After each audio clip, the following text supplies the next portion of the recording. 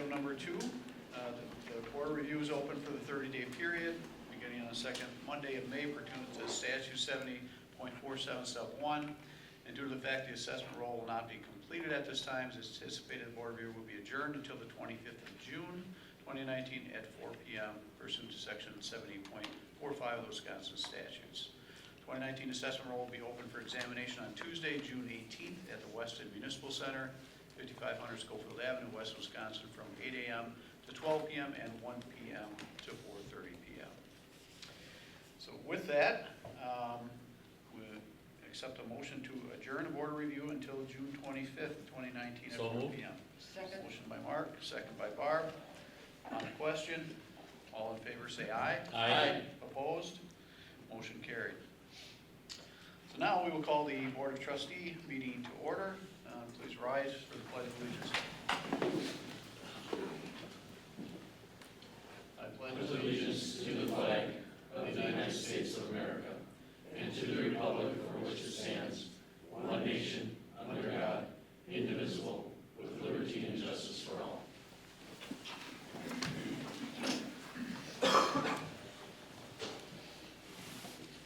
And roll call, please. Sparks, Here. Zagami, absent and excused. Ermeling, Here. Maloney, Here. Jean, Here.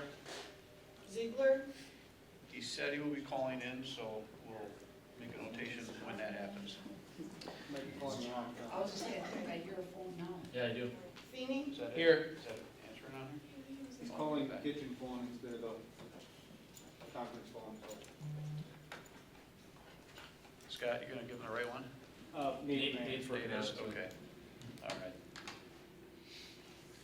Okay, next item is public comments. Is there anybody that would like to speak, have any comments? If it's on an agenda item later on, we'll allow you to speak during that specific agenda item. But, any public comments at all? Okay, hearing none, we'll go on to presentation from Haley Hope, Weston YMCA. Would you like me to use the podium? Absolutely.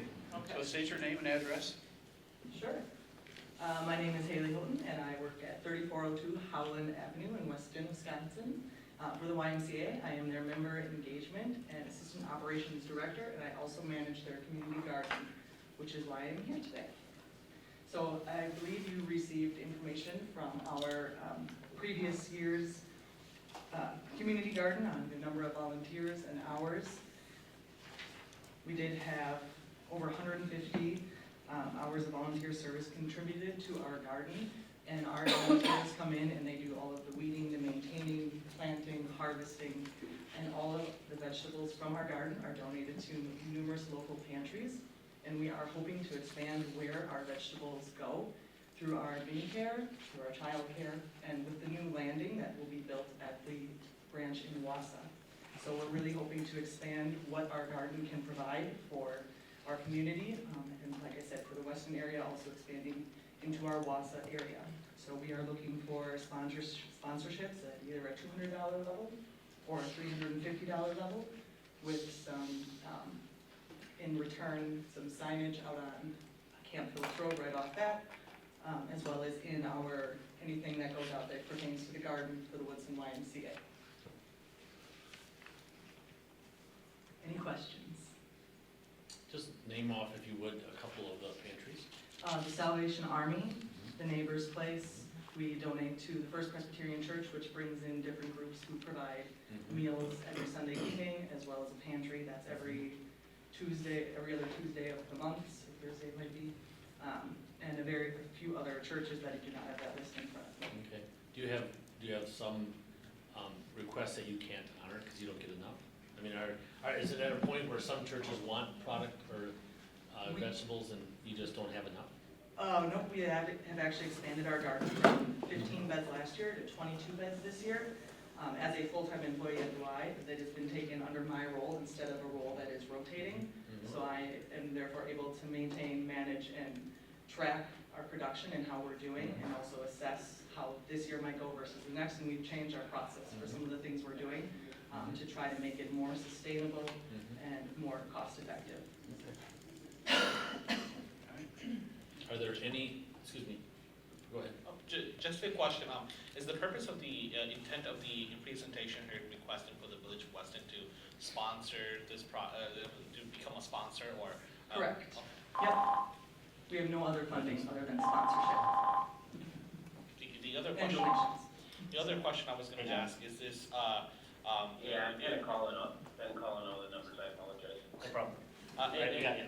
And the other question I have is this normal for the Village of Weston to receive this type of John? request at all Yeah, from We're community, at from community number 6 nonprofits? presentation by the Y, Okay, just so you know. No, all right. we have had Yep. requests, but that has been the issue that where do you stop? Yeah, and this is gonna be on later on the agenda, so I don't wanna get into discussion on it right now. This is basically just a half a presentation, and then we will discuss it as trustees. And this is the first year we are looking for multiple sponsors versus just relying on one egg in our basket to help fund and maintain the garden. I missed that question that he had. Who's the egg? Thrivent used to be our Only- one one and and only. only, yep. Are they still sponsor. gonna be part sponsor? They are not, They are not? Nope. Okay. Okay. yes. So, how much annually does it cost to run the garden? So I would estimate that after this initial year, approximately $500. We bought landscape fabric this year, which is different than anything else. If you lay plastic, you have to bring in a huge tractor. If you lay landscape fabric, you can use it 5 to 10 years, and it can be laid by volunteers.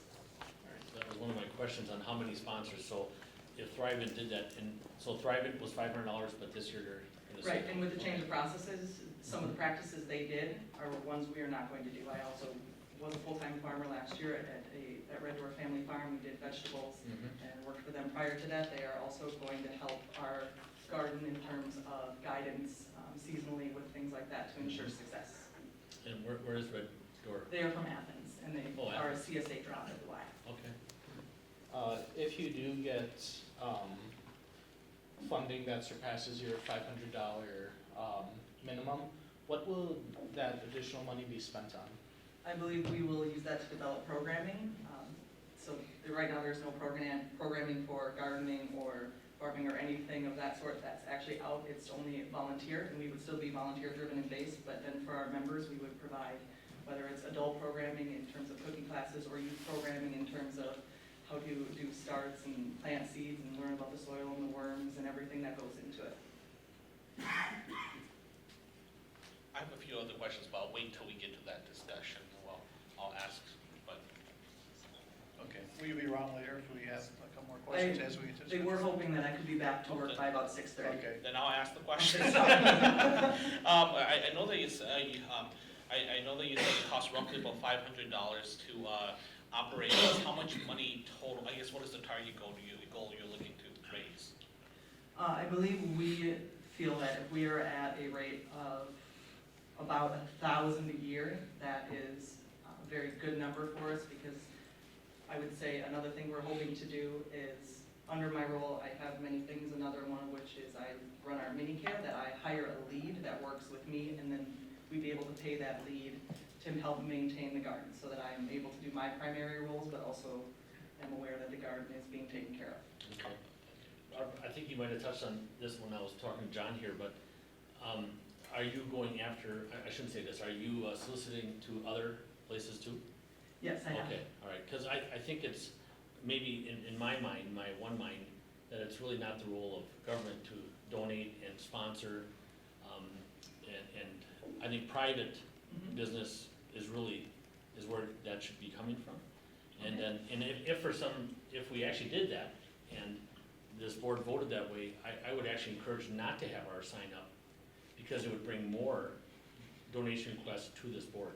Okay. And that would be Our like- primary goal yeah. is to make sure that we have the funding to Yeah. grow and provide the Right, right, vegetables, right. so if I think it's you are fantastic. would like I help in a do. different way, I'm sure Yeah. that we wouldn't say no. Yeah, yeah, If- we should probably just limit our stuff to questioning until we Yeah. get to actual discussion on the Okay. agenda. The other question I was gonna ask, is, I know that you said you were soliciting other funders, and I guess, who have you approached, and has there been any commitment from anybody else? We have had commitment from Kerber Rose, Revive Design, and Advantage Community Bank. okay. Thank you. If can I say one more? If for some reason we deny, I would like to talk to you because I would help you, get money. I Okay? would take you up on that. Okay, all right. Good. Anything else? Yeah. Thank you, Haley. Appreciate that. Thank you for your time, everyone. Can I just give you this? Yeah. Do you want my Just, return? Sure, just give me a buzz tomorrow. Okay? Thank you, you bet. Okay, item number 7, minutes from the 4/15/2019 Board of Trustees meeting.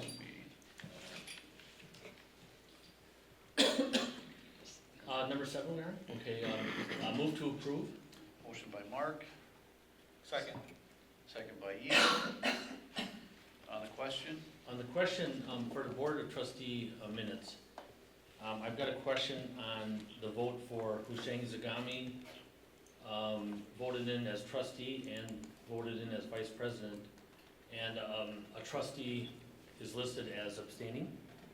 And I don't remember any abstaining that night. That's in the 5-6 minutes. Am I in the wrong set? Or, because you only. Yes, I am. You only So talked about the. I have no discussion on this one, sorry. oh, I stand corrected. okay. All in favor, say aye. Aye. Opposed? Okay, minutes from the 5/6/2019 Special Board of Move Trustees. to approve. Motion by Mark, Second. second by Yi. On the question. All right, on this meeting, and I'm sorry I had the wrong one, we have, again, I'm just gonna reiterate that, we have an, That would be E Mark, if you wanted to know what the state, I didn't vote for Shay. okay. And, I think as a board, we should come to some kind of agreement that if that happens, then we should all know that, and it should be declared that evening.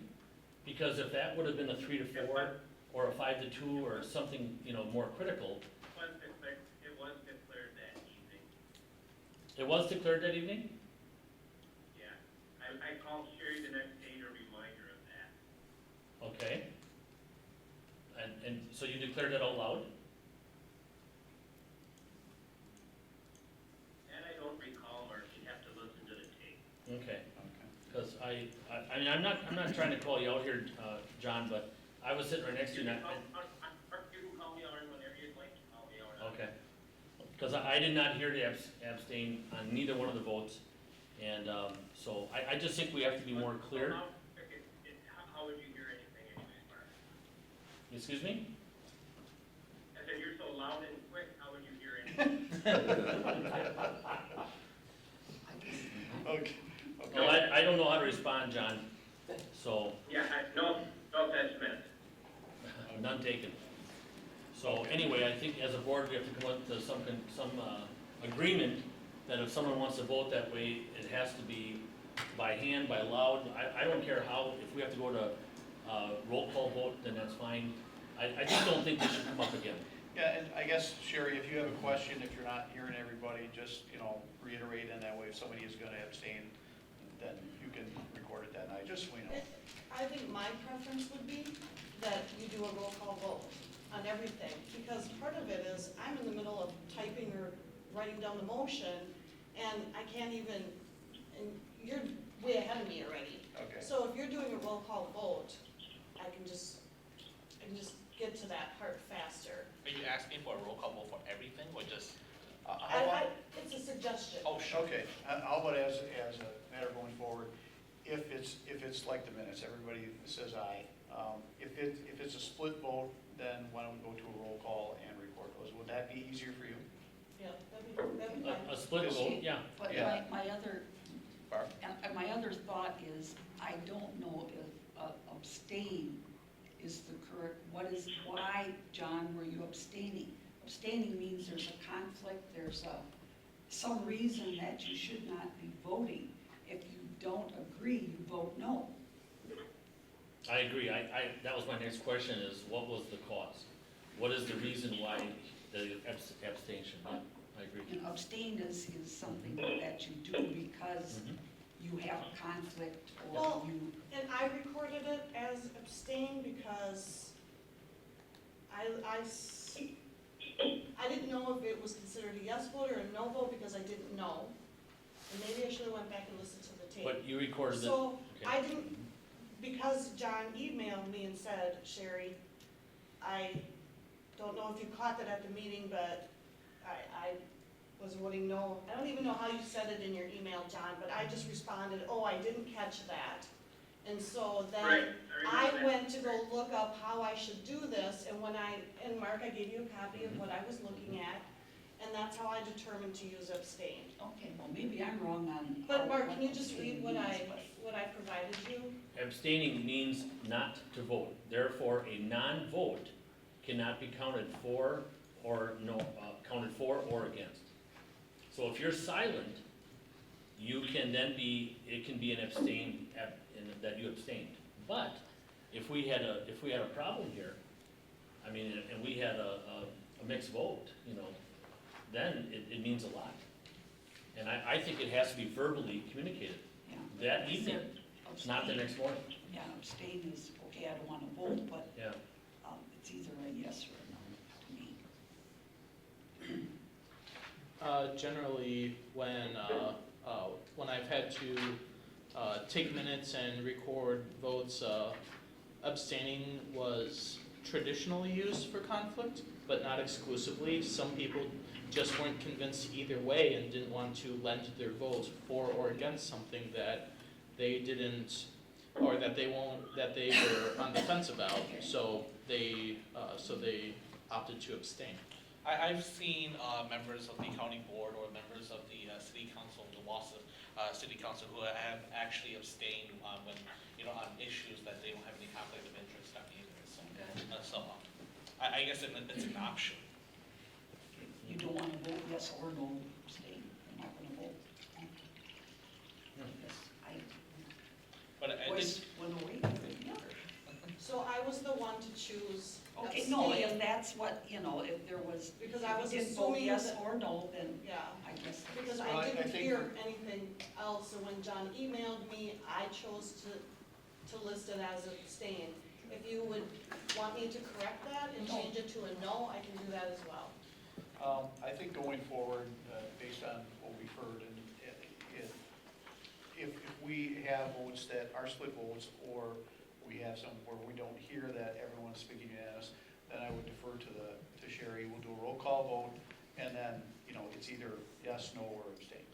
can I just make a suggestion as well? Would it hurt if we actually mentioned, all those in favor and then those opposed, and then abstain as well, and to see if there's anybody that is actually. And a roll call vote, we would record that. So, but if it's a unanimous vote, then you can, Yeah. for Sherry's sake, I'm recording, she'll record the yes if it's unanimous. If it's a split vote or there's abstentions, then we'll call for the roll call. Are you Sherry gonna, can record how are each you vote. gonna know it's a unanimous vote? Are you gonna make sure you're listening to everybody?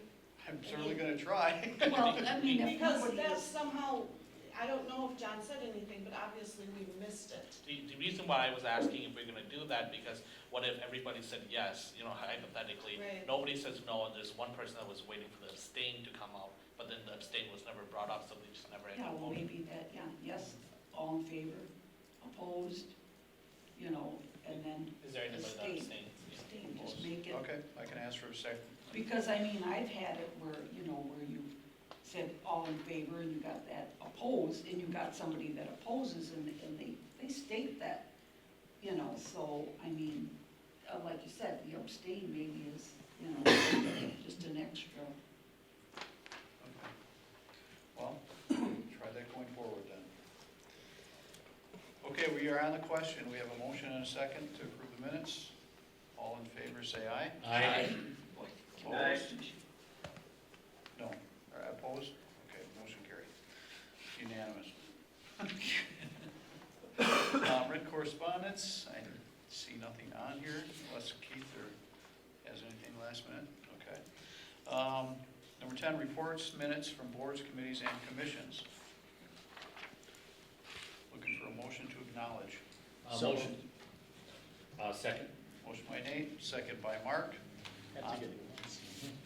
On the question? On the CDA minutes, there's several that state Todd Hagedorn being here, and he was absent and excused, and several of the votes showed Scott Berger not here, and Scott Berger was here. So, just thought we'd correct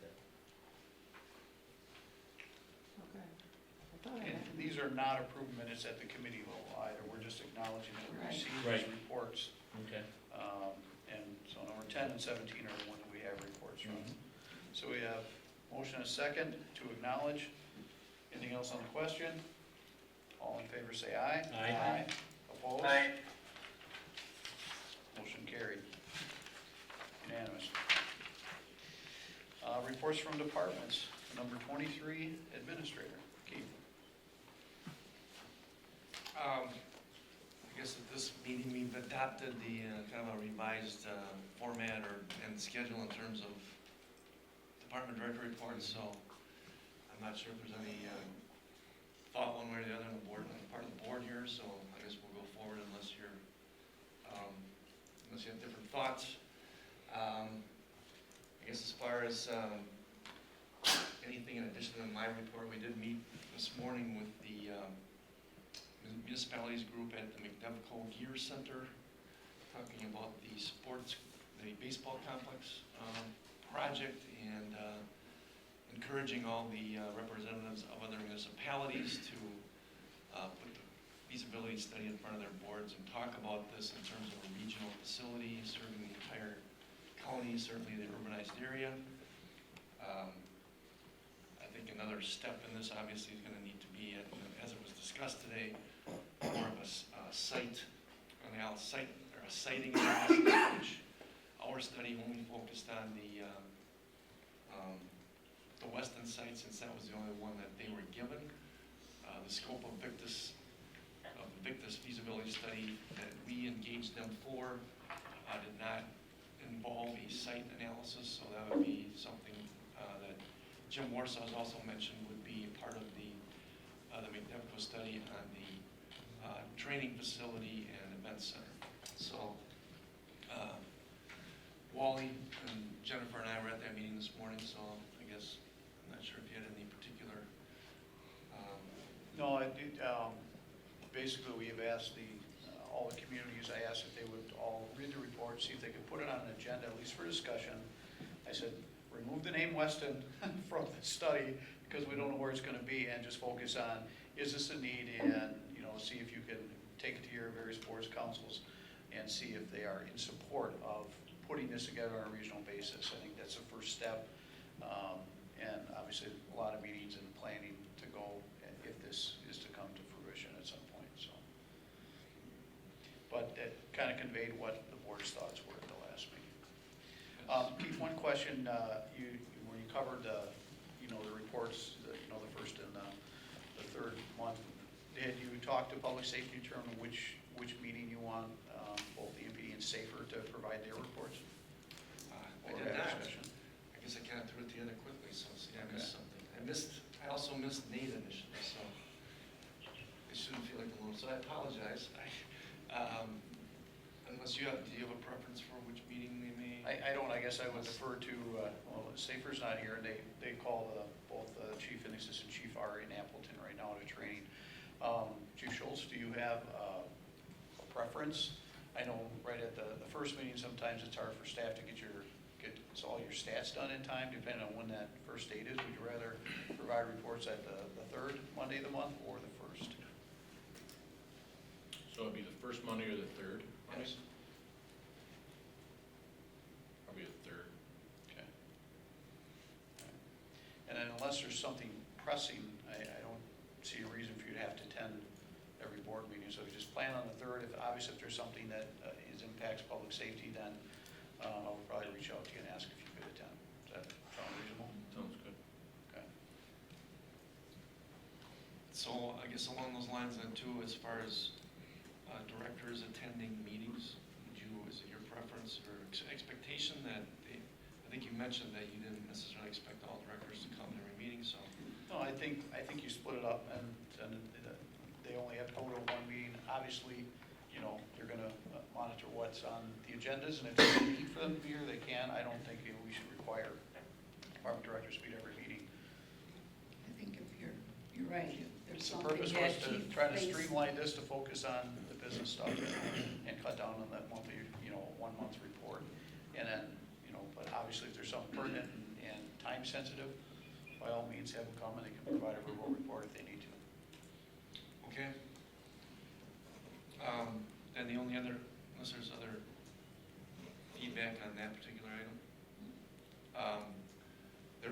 this Friday scheduled on the Camp Phillips Center to discuss the revised phasing on the individual permit for wetlands. So from the village's side, we'll have Attorney Sweeney, Justin Frame of GSD, and myself in attendance. We're trying to limit the participants, just to kind of keep the meeting more focused, and then it'll be DNR staff, including their legal counsel. So that meeting is scheduled for 1 o'clock at the DNR Service Center in Ramon. So hopefully we hear some, or get feedback on that, I guess in a positive way that at least gives us some buy-in or acceptance of the proposed wetland disturbance. It's down to around just under 8 acres at this point on the ask, so. And thank you, Keith, for getting all these updates out to the trustees. Obviously, not for discussion unless we have a meeting, but it's nice to keep everyone on the board updated as this project goes along. I appreciate it. Okay. So that's all I have, unless you have other questions for me right now. I don't. Okay, item number 24, clerks. Sherry. I do not have anything to add. So questions for me? Okay. Finance, you have anything you want to add? No. Okay. Fire EMS not here. Parks? Sean's not here this week. Planning development. Jen? The only thing I want to add that I didn't have underneath my list of projects was the Census 2020. Sherry did hand me something today on that. I will need to switch over because everything comes to Barb. So if you get anything, Wally, you can pass that on to me, because between now and next April, we'll be kind of gearing up for the census. So Okay. I think the one today was for new building permits that they thought would be issued and people occupying by that date. So that was the only thing I wanted to add. Okay, thank you. Police, Chief Schultz. I do want to talk verbally a little bit about the written reports that I've submitted this month. I don't know if I'm doing a good job at conveying the level of activity and the types of crimes that are occurring in the village. For the month of April, there was over 900 calls for service in the village. And if you read through our case activity, there's 11 pages of some substantial crime and activity that's occurring in the village. And Craig, could you talk up a little bit? I'm having a hard time hearing you, sorry, but is that better? Can you hear me? I can't really hear you, but Want to come up here? Can you come up here? Give your report. Is there a speaker on this? Right on this? Okay.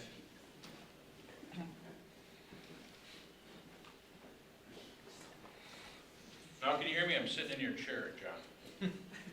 Is that I better? can hear you now. Moving on up. Excellent.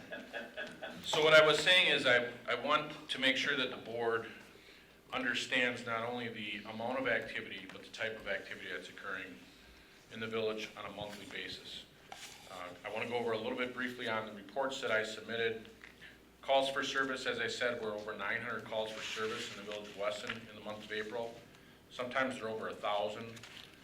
Our police department handles about 1,300 calls or more a month. And I think there's 11 pages on the summary report.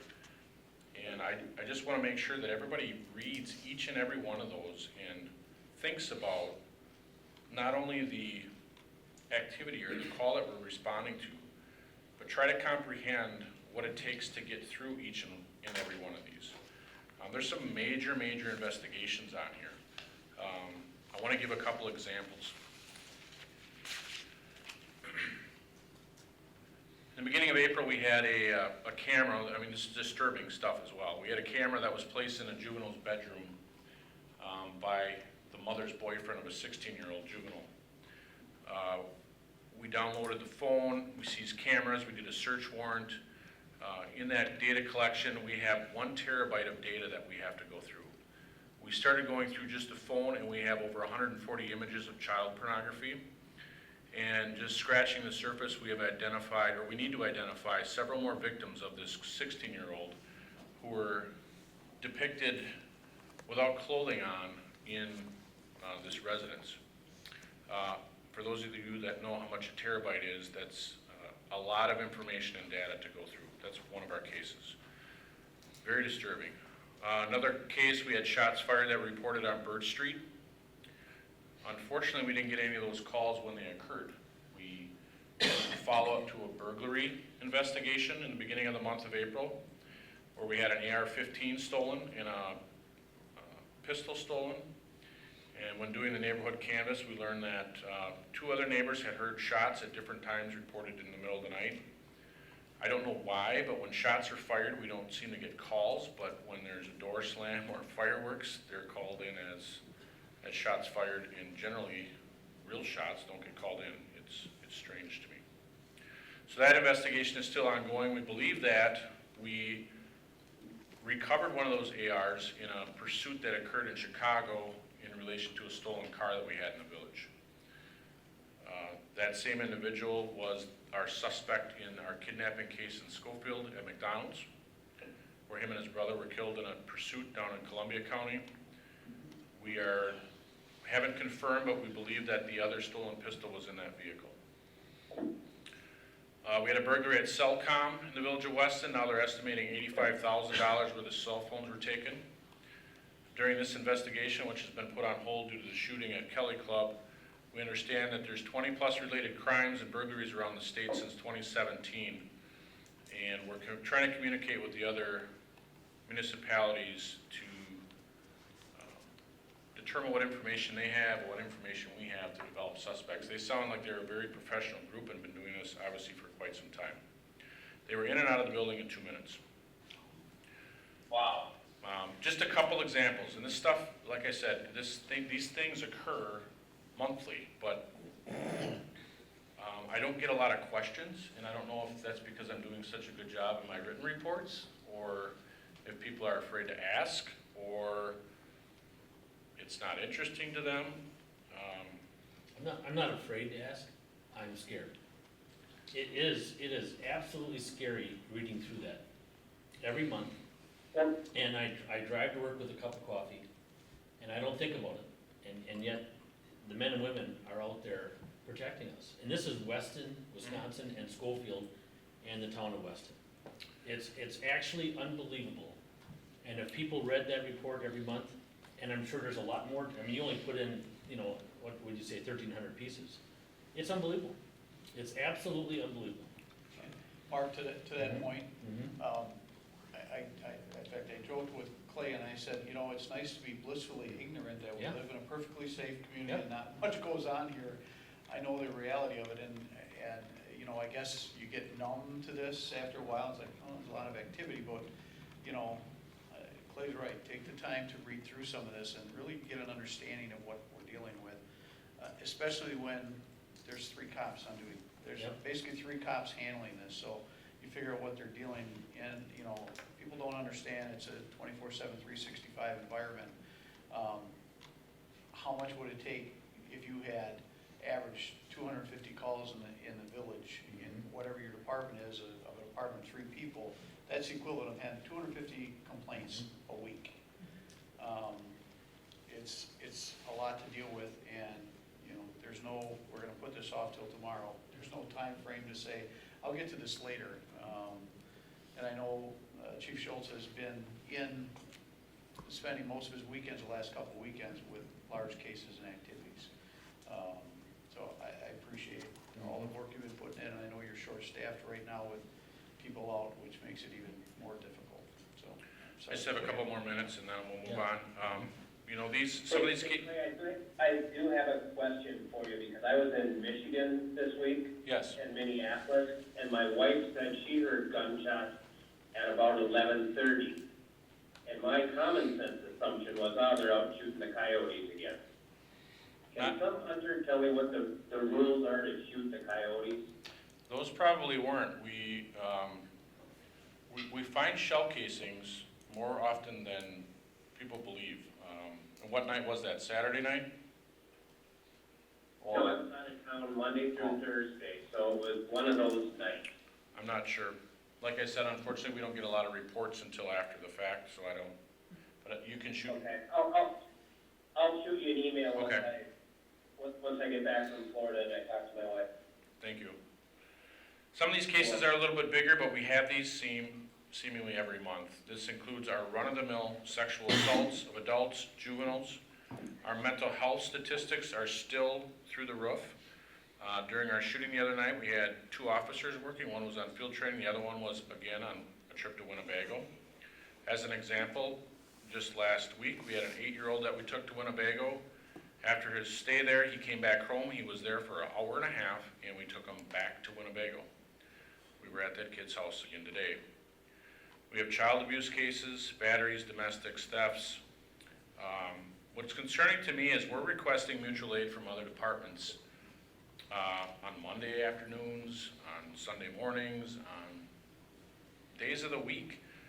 I think everybody can understand when you have a major case like a shooting, you have mutual aid. But mutual aid to cover emergencies on a regular basis in the village or the city is a trend that I don't like to see, and I feel like it's my job to let you know what's happening. These are some of the cases in the village. Like I mentioned, we had a kidnapping in Schofield, we had a double fatal in the town. And like President Sparks said, the staffing issue, I dug up a sheet that I handed out before the meeting. Just to kind of give you an idea, this was last year prior to the budget time. Just to give you an idea, I know there's some new board members. I think the bottom part really gives you a perspective. If we were staffed like the city of Mosinee, we would have to have 4 more officers, 32, not 28. If we were staffed per capita like Rothschild PD, we would have to have 41 officers, not 28. If we were staffed like Wassa PD, our other neighbor, we would need 35 officers, not 28. So I'm not asking for more cops. I want you to all realize what is being done with 2 or 3 officers. I've had overtime shifts filled the last 4 days. Sometimes, like I said in my report, 2 of our 3 officers are on overtime due to all the absences, illnesses, FMLA leave, Army leave, vacations, injuries, and really that's not anything new. That's a pretty common summer. I know there was a discussion about code enforcement, and I'm just going to be honest, since I have the floor here for 1 more minute, that nuisance issues in the trailer parks, I would love to help you, but I can't right now. That is not even on my radar. I've never said no. I will let you guys know when I have time or staffing, but I don't foresee it happening anytime soon. Can I ask a question? Chief Schultz, has there been discussions with the city of Schofield and the town of Weston, about the possibility of obviously hiring more law enforcement officers? Has that discussion began at all yet? No, we were fortunate to get 2 additional officers. As you know, 365, 2 is hard to see any results for. 3 of those 28 officers are paid by the school district, 75% of the time. No, there hasn't been. I understand the financial restraints of the village and of the city and of the town. They're all very real. But I feel obligated to let you know and emphasize some of these things that are occurring, because I get a sense that, I don't know, I asked the question of. I have a couple questions, Chief. When you and I talked previously, we talked about how Weston and Schofield, how municipalities occasionally hit a tipping point where we become more reactive than proactive, and it's a lot easier to keep these proactive than reactive. How many more officers, just for our own information, do you think you'd need in order to maintain the same level of service and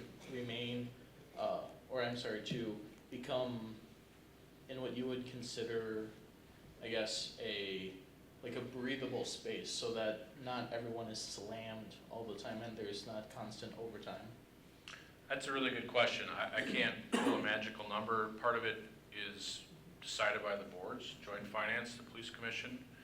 They need to determine what level of service they want in their communities. If they want more community events, I look at some things WAS is doing with their pizza with cops and some of those things. I think those are great things for the community. If you want more traffic enforcement, if you want more presence, that's something that you're gonna have to consider.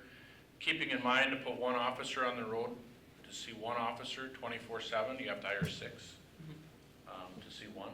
So my concern is what are we gonna look like in 5 years or 10 years or 15 years?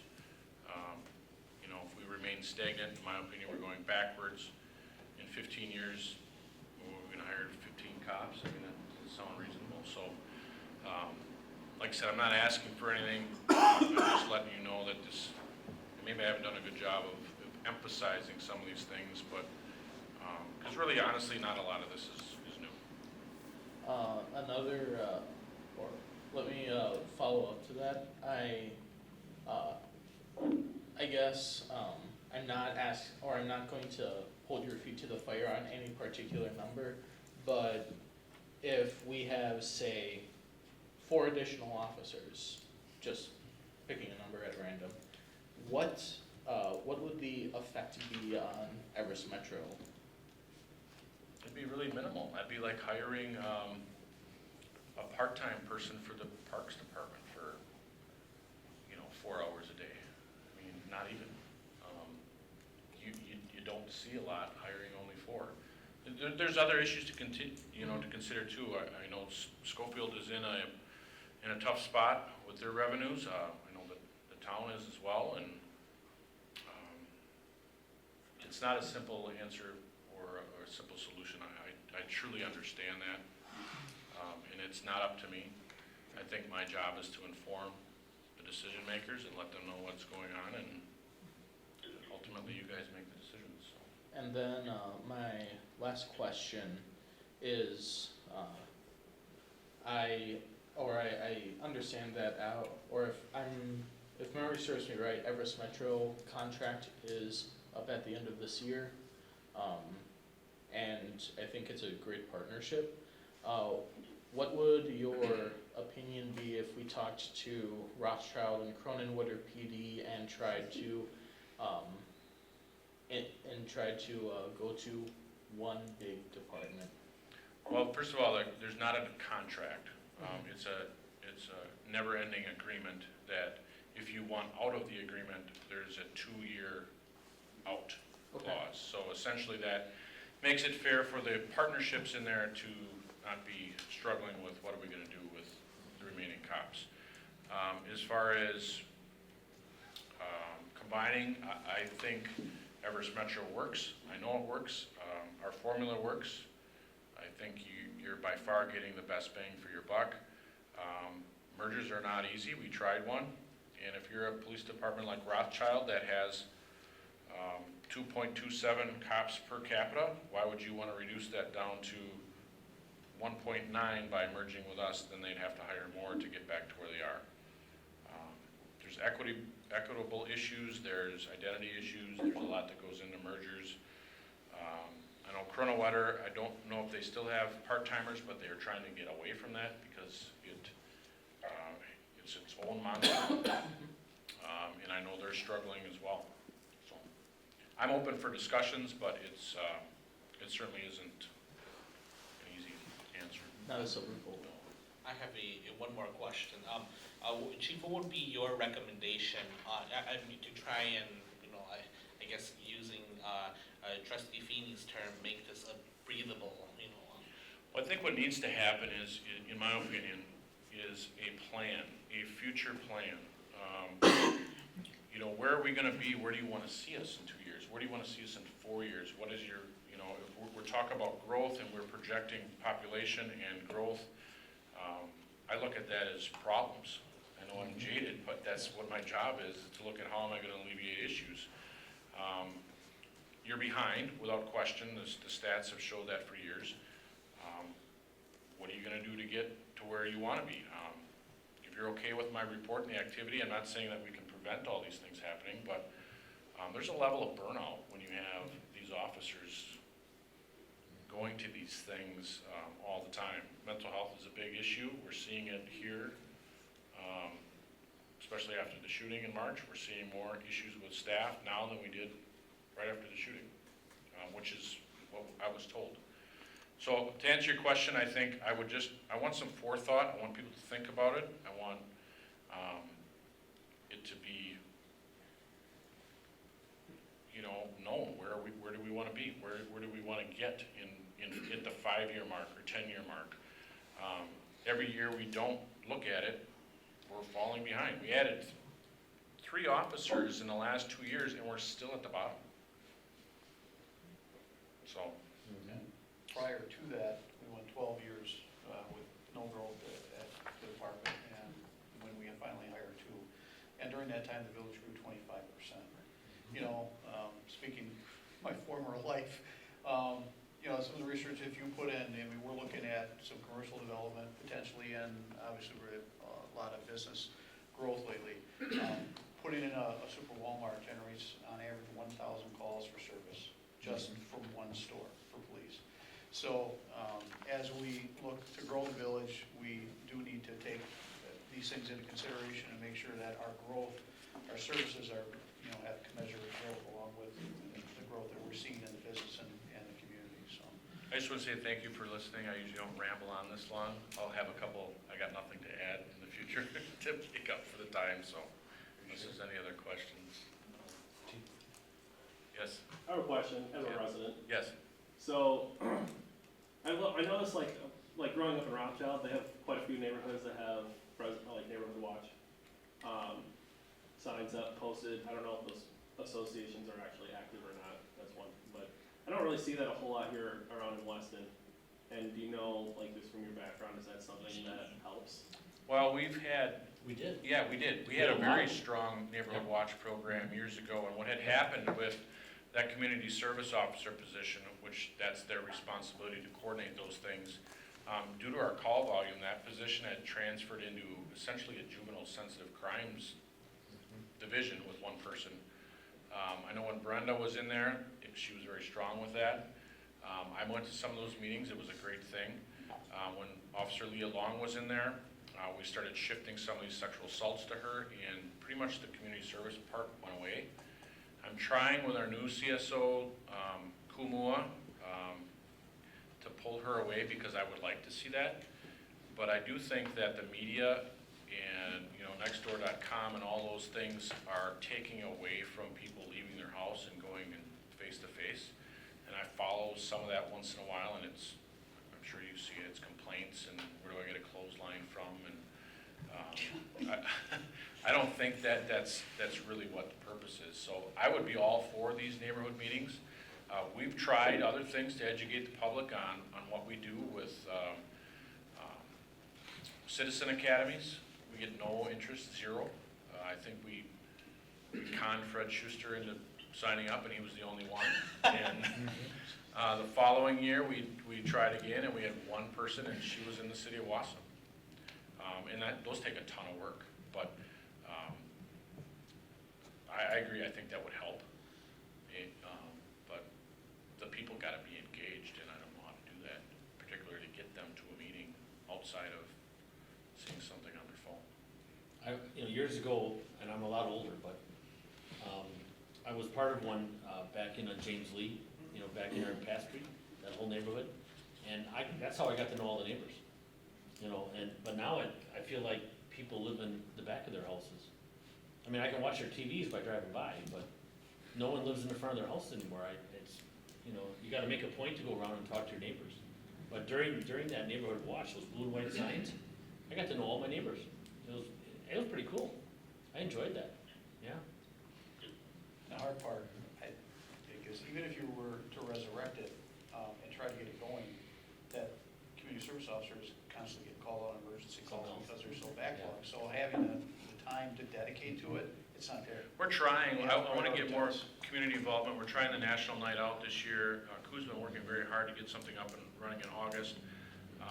we're doing 10K with a cop. We're really trying to engage the community, and boy, sometimes it's kind of a swing and a miss. But I don't think it's without effort, but again, that takes resources, and sometimes those are scarce. Thank you again for listening. Appreciate it. Thanks, Chief.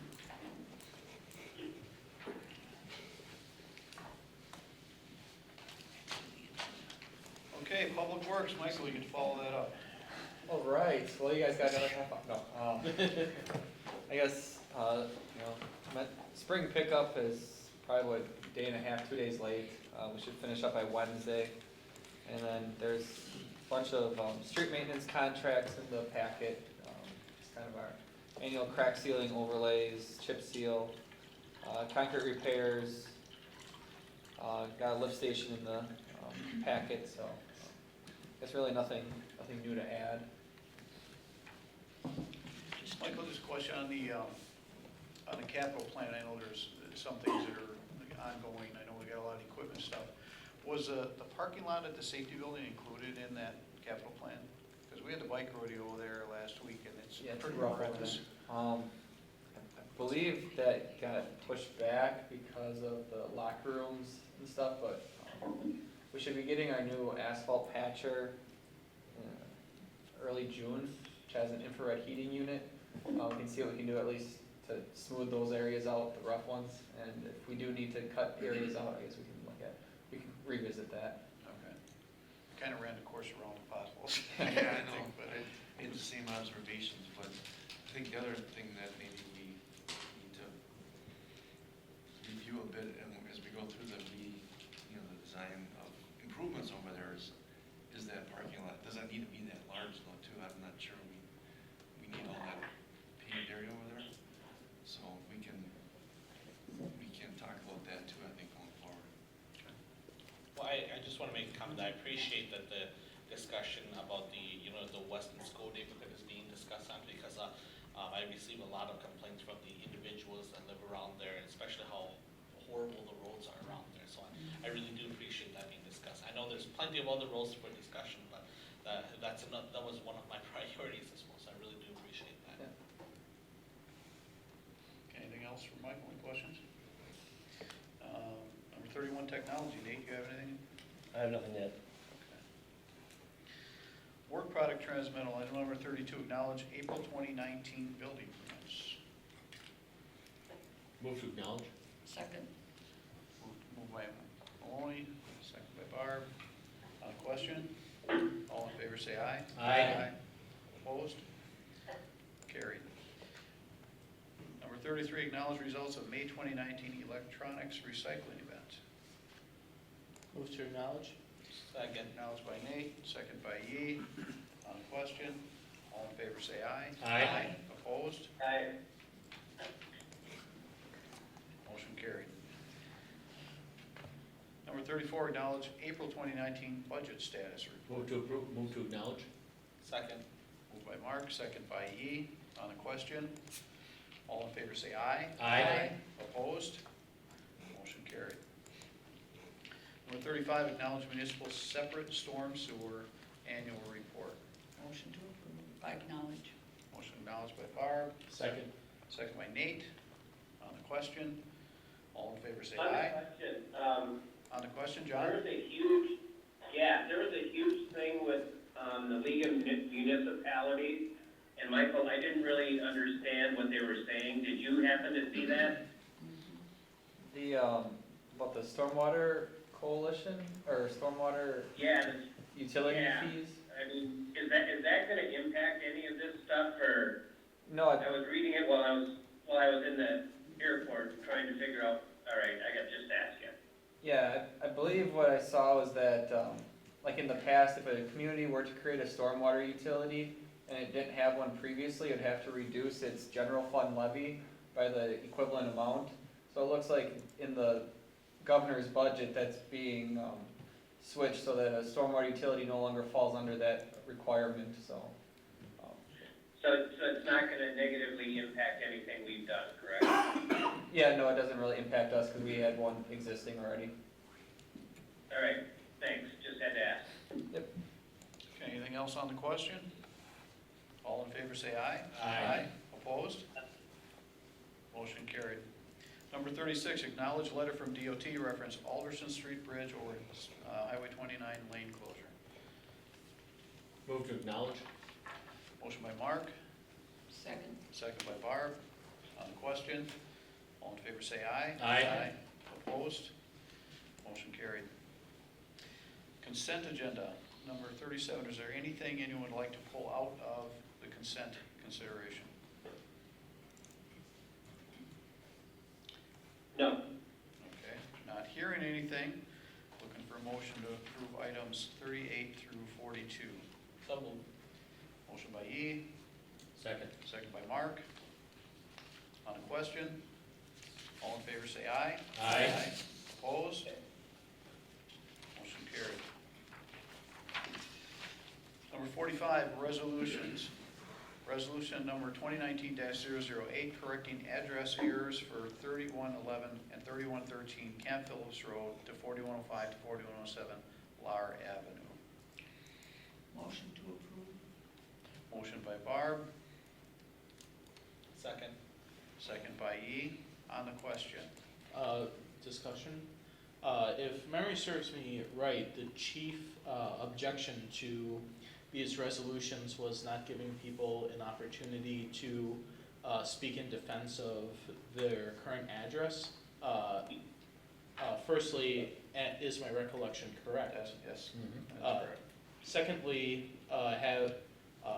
was there any, Mike or Keith, was there anyone call back and have an issue? This was actually handled through the planning development, Oh. and my understanding is that My apologies.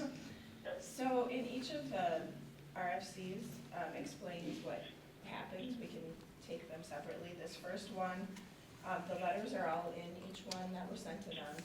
This particular case, the property owner did not contact staff, and I don't believe that he is here either. So we did not hear anything from this property owner. So we contacted them by mail, Yes. not by phone call. We don't have their phone numbers. Okay. Anything else on the question? All in favor say aye. Aye. Opposed? Okay. Resolution, motion carried. Number 46, resolution number 2019-009, correcting address errors for 3408 Eau Claire Avenue to 3402 Eau Claire Avenue. And this one, the property owner, the son actually called, his mother had passed away, and the property is being sold, so he has told the new owners, that will be moving into it, that the address is changing, so he did not have a problem with it. Okay, looking for a motion. So moved. Second. Motion by Mark, second by E. Anything else on the question? All in favor say aye. Aye. Opposed? Motion carried. Number 47, resolution number 2019-010, correcting address errors for 3706 and 3708 Puffer Street to 3216 and 3218 Fern Lane. Motion to approve. Motion by Barb, Second. second by Nate. On the question. So that's a numeral change and a street change? The street doesn't actually exist on this one. Puffer does not? It's not a street, so actually, when we went out there, we couldn't find it. It's not signed and it doesn't exist. And any contact from owners? They did come in and, Jared actually talked to both of them. No, just one of them. Oh, Richard Alstead. And what did they have to say? What was their response? Says he was not in favor of the address changes. He felt that his road was a private road. It was explained to him that it was a private driveway and not a private road, and he was actually off of Fern Lane. So that was some of the confusion over there, is that people thought that it was Puffer Street, but Puffer Street is actually on the other side of the subdivision. This portion of it doesn't exist. Mark, Scott? Scott? maybe I can shed some light on that. I used to live in that neighborhood, and I actually owned what is labeled as Puffer Street. It was private property. It never was a Puffer Street. And the next block over, Puffer Street was abandoned years and years ago by the village, maybe even the town, and was turned over to the property owners. And Puffer Street is like 2 blocks away from where they live. So that was very confusing because there is no Puffer Street within 2 blocks of that area. Anything else on the question? All in favor say aye. Aye. Opposed? Motion carried. Number 48, resolution number 2019-011, correcting address errors for 5203 Apache Lane to 5111 Apache Lane. I just want to make a correction on this one. I did not talk to the person. I thought I did. I actually talked to the person this afternoon, on that one, so. On Apache Lane? On Apache Lane, yeah. So, the conversation pretty much went how I had it written there, so I must have had a moment of being able to see into the future or something. Well, I'm missing that. Were they an objection to this? Yeah, they had just moved there, they'd been there for 7 months. So they didn't like that they had to change their address again. But I explained to them that's an easier process of going through it than having to move.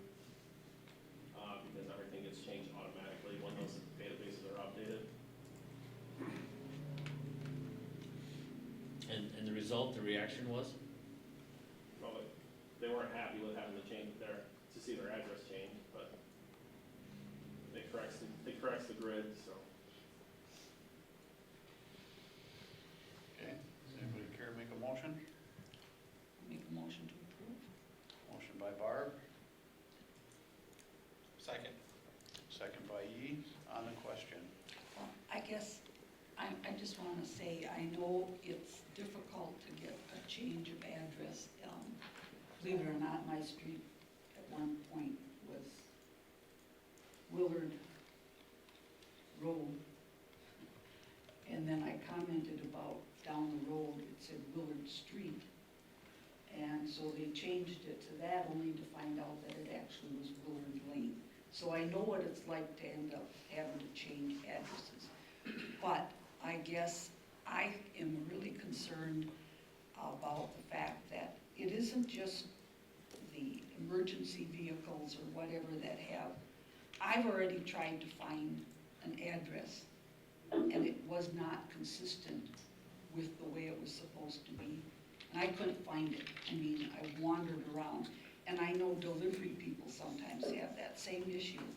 And I guess, I don't know why we would want to, if we know something is wrong, because it's, I don't want to say, because they don't I mean, it is a nuisance, don't get me wrong, to have to change everything, but I just think if we are correcting something, we should do it. To me, like I said, if you go on Google, and if my address was not correct, you would actually go to the house across the street, because that's where it says I am. So, I mean, you can't rely on Google to get you where you want to go. You've got to be able to follow. And in the Marathon County, I can remember the delivery man that made the comment that our area and Marathon County in general is one of the worst places to try to deliver because nothing was consistent. So that's going to be, I think if it's incorrect, we need to correct it. Well, the big issue to me was public safety, and we kind of addressed that at the last meeting. It's not a public safety issue. They do have the mapping in place, and Chief Schultz, to my knowledge, you haven't had any where you haven't been able to locate the address, and your computer system, the mapping system has all these in place. When we had when we talked about the uniform addressing, the public was quite clear they didn't want it. They didn't want to change their addresses. And there's a significant cost for some people that have to go through that, which is why I wanted people to be able to have a chance to respond. And for that reason, I will be voting no on it. I concur. We gave people a chance to speak up and made their voices and opinions heard. Considering that they did what we asked, I do not believe that, I don't believe that we should take their opposition lightly. Anything else on the question? All in favor, say aye. I, Opposed? No. John, I didn't get your vote? I said aye. Okay. So who voted no? We have 3 noes and 3 3 noes and yeses. 3 yeses. And the motion carries. 3 and 3 is a deny. Fails. It fails. Was it denied? It fails, Sorry. yeah. Okay. Okay. All right, you got the vote, Sherry, before I move on to the next one? Yep. Okay. Yeah, yell at me if I need to slow it out, all I right? just got it. Number 49, Resolution 2019-012, correcting address errors for 5402 Willard Lane to 5310 Willard Lane. This is actually a cabin, so he does not reside there, so he was fine with it. His biggest problem was having to eventually pay for the sign, because he doesn't have one. So, the way that this process is going is anyone that should have had a sign, would be paying for that sign as part of the process. The metal address sign? The metal? Because they were supposed to have one. The ordinance has always stated that. So whether he once changes address or not, he still has to pay for He's the sign. still, yeah, so the way that it's happening with this process is the ones who were supposed to have them that didn't, they either removed them or they just haven't had them. They will be paying the cost, and the ones that, had them and were just replacing them, will not be paying that. The village will be picking that up, and that was something that was decided when we decided to go on with the project. So he was okay with the change in the address. And the cost is how much again? I think installed is, It was around the 36 to 37 yeah, it's dollar like 36, it's actually less than what we thought it was gonna be. The county is actually charging going forward. We charge $50, the county's got a policy of, now they're charging 75 and then reimbursing the poles back. So I have to see how we fit into that when we, if they're gonna let us order through them or if we have to do it separately. Because we do the towns and we'll get them from the town, for the town from the county. So I'm hoping that we can just go on theirs, Okay. but it might be cheaper for us to go by ourselves. Okay, looking for a motion? Move this, so moved. Motion by Yi, Second? second by Nate. On the question. All in favor say aye. Aye. Opposed? Motion carried unanimously, Sherry. Number 50, resolution number 2019-013, correcting address errors for 8711 Callan Avenue to 8611 Callan Avenue. The homeowner was against it. Did somebody talk to him? Yes. You? Who? It did not. He came in, Okay. and I'm not sure exactly who he talked to, but he was very angry, so. How did that conversation go? He's been there for a long time, and that address is something to him, so he wants to keep it. He doesn't want to see a change, so. And you responded how? I said the address really isn't, it's really the home, the address really is irrelevant, it's just part of the grid system. I explained to him that it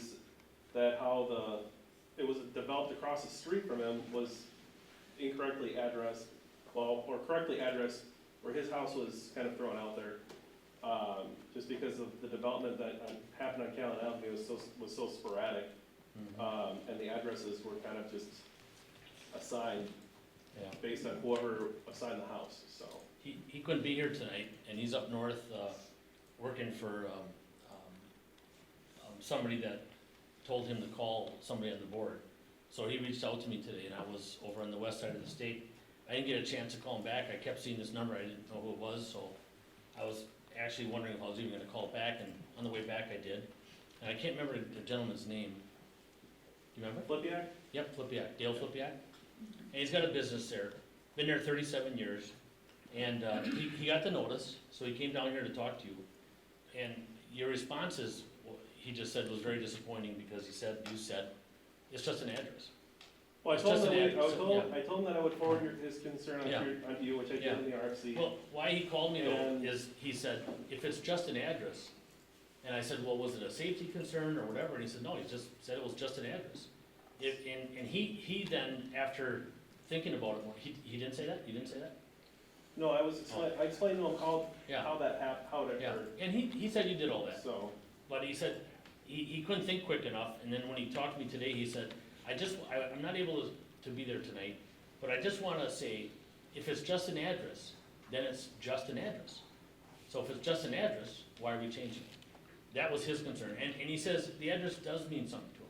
He's been there 37 years, it's a big deal, and he says it's probably gonna cost him over $1,000, just to change all the stationery, his business cards, where, I don't know what Dale Flipiak does, but, He has. That was never, he never said Yeah. anything about having a business there yeah. or anything Yeah. else, The so. recommendation in this case is to not change it. The recommendation is not to? Right, No, that's because- what I put in the RFC. yeah. Goodbye. Just wasted 5 minutes of everybody's time, sorry. I apologize. I do have one comment to add. Yeah. He was very angry when he Mhm. came into the office. I could hear him all the way down the hall at my office, and, He was still angry today. yeah, so. At the end of the conversation, he says, he actually said to me, it is what it is. He says, but I just wanted to call one more person. I says, okay, And from what I could hear, Jared did handle him professionally, okay. so, but he was very, when I left my office, the girls up front were definitely had a look of shock on their face with his outburst, so. Just a question for my own edification. How big is the, or for the grid, what's the mistake? Is it like 8611, 8613, 8711, 8713? Or how are the addresses spaced out? He is, if you look up there, he's Mhm. 8711. And he's next to 8607 and across the street from 8610 and 8614. So how long ago did you guys have that conversation? That was Thursday. Of last week? No, Wednesday of last week. Or Wednesday of last week? Yeah. So then when we determined we weren't gonna change it, did somebody call and tell him? No, I didn't have any, he never gave me any contact information. We don't have phone numbers for our residents or email addresses. If we did, it would be a lot easier sometimes. I just want to clarify this, so staff is recommending not to change the address because there's probably no more development in that section. Am I understanding that correct? Or That's a big because area. he's upset? There's, you can see there's. Well, people- our direction was if they were upset, you weren't gonna change them, Mhm. so, I mean, Okay. it's out of sequence, so I would think it needs to be changed, but if you choose not to, that's the board's prerogative. Okay, looking for a motion on this. The resolution is correcting address errors, so keep that in mind as you state your motion. I move to deny draft resolution 2019-13, correcting the address. Motion by Nate. Is there a second? Second. Second by Mark. Anything on the question? Again, I just think we're leaving these inconsistent, and there is also a field at some point that is going to be developed, probably. I don't know, I just think we're missing an opportunity. There's others in the village that need some changes, and if we're not even gonna look at changing one address, I can't imagine us changing the street.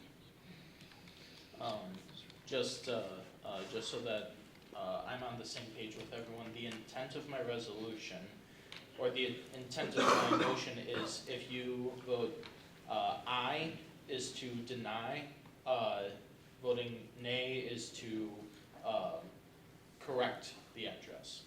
That's correct. True. Okay, we have a motion and a second. All in favor of the denial, say aye. Aye. Opposed? Aye. No. Yeah, which is on. John, was yours? John was an aye? I don't, I, Okay, 4 ayes and 2 noes. E and Barr voted no. Did you vote aye to yes or aye no? Are you changing the address or not changing the address? Me or John? No, John? John. John. pardon? John, Barb's question to you was, are you changing the address or not changing the address? Well, I voted Aye. aye to the denial, so therefore I'm not changing the address. Okay, Okay. thank you. Thank you. 4 to 2, share. Okay, new business on number 51, deny operator license for Noah Gates. So moved. Motion by Mark, Second, oh, sorry, again, second. second by John. I can't do it. What? I'm on the phone. I'll second it then. Oh, okay. All right. Second by E. Out of curiosity, what's the rationale for the denial? Chief Schultz. I don't have these specifics in front of me, but It's in your packet. THC conviction. THC. Okay. 2 within 5 years, which is a violation of guideline 3. Just so the board knows, since we're on this topic, I do want to add that there is some legislation or a bill proposed that is going to soften these guidelines or restrictions. I have not seen it yet. Essentially what it's going to say is we're going to have to change our ordinance to comply with it. I've heard about it, and essentially it says if someone had completed their sentence for the THC conviction, i.e. paid their fine or served probation, that now they are forgiven, that can't be used against them for denial. That's coming. I think WASA has changed their ordinance, but I have not seen the bill. So, but I just want to put you on notice that I am asking for a copy of it to make sure if we need to change something that recommendation would come from me. But that's the direction the state is going with. Okay, we have motion second. Anything else on the question? All in favor say aye. Aye. Opposed? Aye. Motion carried. Number 52, disallowance of Marion Ruprecht claim, number WN 0003719200058. I move to disallow. Motion to disallow by Nate, Second.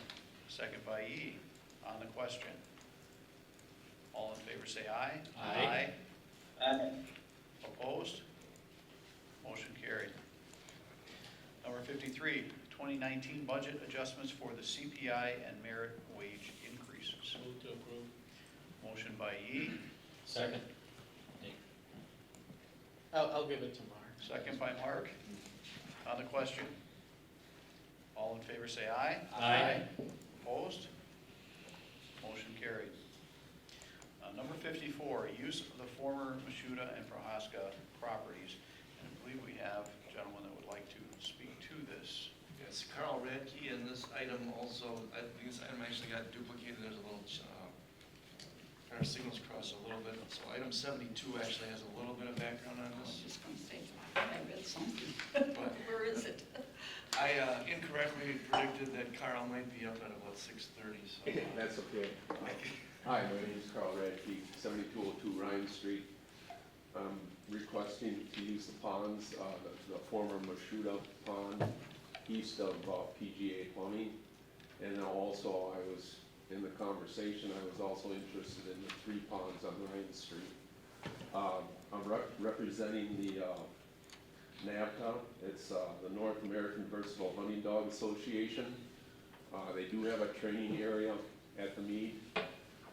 And I guess we're trying to condition dogs for different ponds, because during the test, if you condition a dog on just one pond all the time, you're gonna have failure. So we need different an opportunity to use different ponds. And the Mashuda pond, they had used that in the past. I guess what I can, we're promoting the youth. At the sites, we will not discharge any weapons. There's no killing of ducks. It's bumpers. And what the dog has to do is enter the water, cross the water, locate the bumper, and return it. And we need a pond that the one east of PGA, that's approximately 100 yards, I think. And it works really well. But I also asked about the other 3 ponds on the Prohaska property. Thank you. I just have a question. Oh, go ahead. I'll just give you a little extra background here. So Sean is unable to be here tonight, or has a baseball game for his son, so anyway, I guess perhaps the issue is that we have not officially opened these 2 park areas, or these 2 publicly village-owned areas to the public for park use. And, whether we open it or just these uses, or whether we might consider opening it for all the public to use, I guess that's probably part of the discussion as well. And apparently you found both areas to be suitable for your training? Yes. So, anyway, just a little bit of background there, so. I'm not against this occurring, but I feel it needs to go through its proper channels. I personally think we should either go to the Parks Department, Parks Committee, and or Public Safety, whichever commission, the committee that we feel is best. That the committee discussed there with recommendation, we move from there. That's my personal opinion.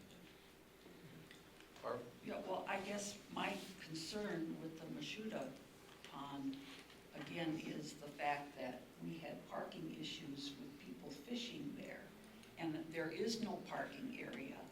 And if I don't know where they would park, and the businesses do not want them parking in their parking lot in business spaces.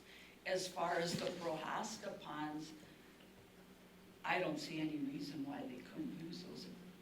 Darn place would finally get some use out of it, I guess. Well, that's earmarked for park anyway versus Right. Mashuda property, which is not. One question I have, will you be using blanks? Obviously, you usually use guns with Yes, it would be blanks. blanks, but I don't even think, I mean, if you're requesting no shots fired, we can train without blanks also. Well, I just want to make that point. You said you wouldn't be shooting any animals, but however, I know they train with blank guns. And Yes. obviously, depending on, neighbors, we may get calls, so want to be aware, I just want the board to be aware of that. Right. Yeah, like I said, the Mashuda, I would have a problem with. Prohaska property. Where are we on Don Mezzi's request for opening that pond up for fishing? Last that was brought up to the park committee, even the board, as I recall, there's a long process that needs to be gone through. It's Okay. like Okay. a year and a half or more to have some kind of special review through the DNR to get some kind of special regulation established for a water body like that. So I think the determination was we weren't going to be spending the time on that. If that's something that you want to have brought back, I know that Mr. Mezzi holds that issue very near and dear to him. And Did he go through parks? Or did it come right to the board? I went to parks. It did go to parks? Okay. I don't recall anything, but I was probably gone at that meeting. Yeah. And then how often would you say an estimate of usage? How many days, how many nights? It's for select dogs. I mean, it's for more advanced dogs, and it's gonna be one to 6 people, 6 at the most, and when they need to do the training for the nationals, then it's gonna be, A lot more use? yeah, more use. It could be 3-4 times during the week. Other than that, I mean, it's gonna be sporadic, maybe once or twice a month. Yeah. And Mashuda, I mean, that's just down the road from the Weston Trap Club. So you hear a lot of shots from down there, so. right? I would think that the blanks would be a little dicey, but I imagine they're maybe not. Chief? I don't think it'd be an issue. And the Ryan ponds, we're talking between Weston and the overpass, right? Right Yes, there? it's on the Yeah. east side of Yeah, east side. Ryan Yep. and north of Weston Ave. Okay. Correct me if I'm wrong, we've already designated the Prohaska property as a park, correct? Or at least Or marked going as a in park. that direction? It's zoned that way to be parkland. Yeah. The Mashuda Pond or former Mashuda Pond is not designated as parkland at this point in time. I think the It's only. not zoned that way, it's shown on the future land use map. Oh, okay. So, And I guess the question is, do we have issues with people walking and using the Prohaska property at all right now? Well, I've seen people fishing on the ponds. And I think people go back on that road back in by the ponds. There was a natural trail system Yeah. that was already put in there. I mean, there's an area that if people go in, they can actually, not that it's a gravel or blacktop, but they can actually, there's areas they can park a car and not be disturbing other businesses. I guess that would be my, question for trustee Ermling. Which of the ponds did you say had lack of parking? the Mashuda. Okay, and it's the Machida one that's zoned as parkland? No. Neither of them are Okay. zoned parkland, Okay. Also, it's just future land use. the future land use, yeah. They're Yeah. public, they're owned by the village, not necessarily open to the public yet officially, I guess. Yeah, we had people that were parking by the businesses and using the pond because there's no place else to park. And with the Prohaska, there's actually a nice kind of a dirt Yeah. road that goes back in Yeah. there where they can park. It just seems to me the flavor of the board has been that we're looking at Prohaska for a park. A park Where the bike path. Mashuda is probably a lot more of a question. Obviously, they did the diagram for the sports complex based on that property. However, if that doesn't go through, there's likelihood this will be sold for and expanded in the business park. Yes.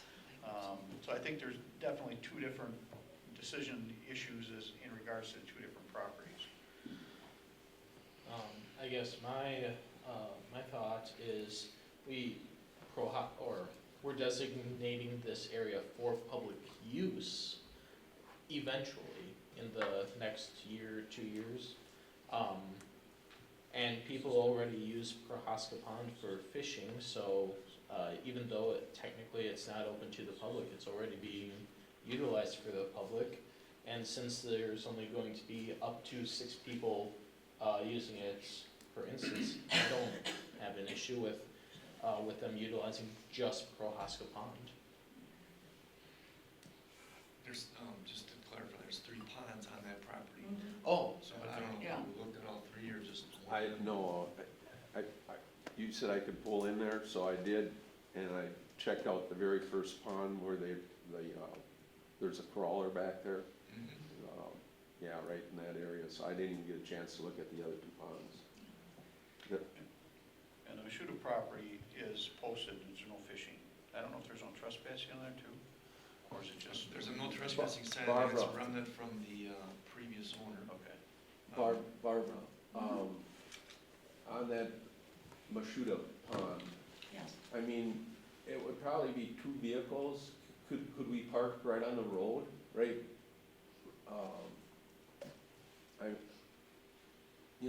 You can walk in from, it would be the road on the west side of that pond. Well, whose parking lot are we talking about? That'd be Zinzer Street, They were PGA? parking. Yeah, it's, yes, Where's the Zinsers. PGA? Well, by that- PGA in there. They were in the By- baseball. he's academy. talking by Oh. PGA, by Yeah. the golf course. Yeah. What we were having was we were at the sports academy or whatever that name is, that they were having people parking there to go in there. And I just don't know if, like you said, we're looking at 2 different things for that land, and I really don't know if I would be for allowing it. But like I said, Prohaska's pretty much an open area that has no real plans at this time.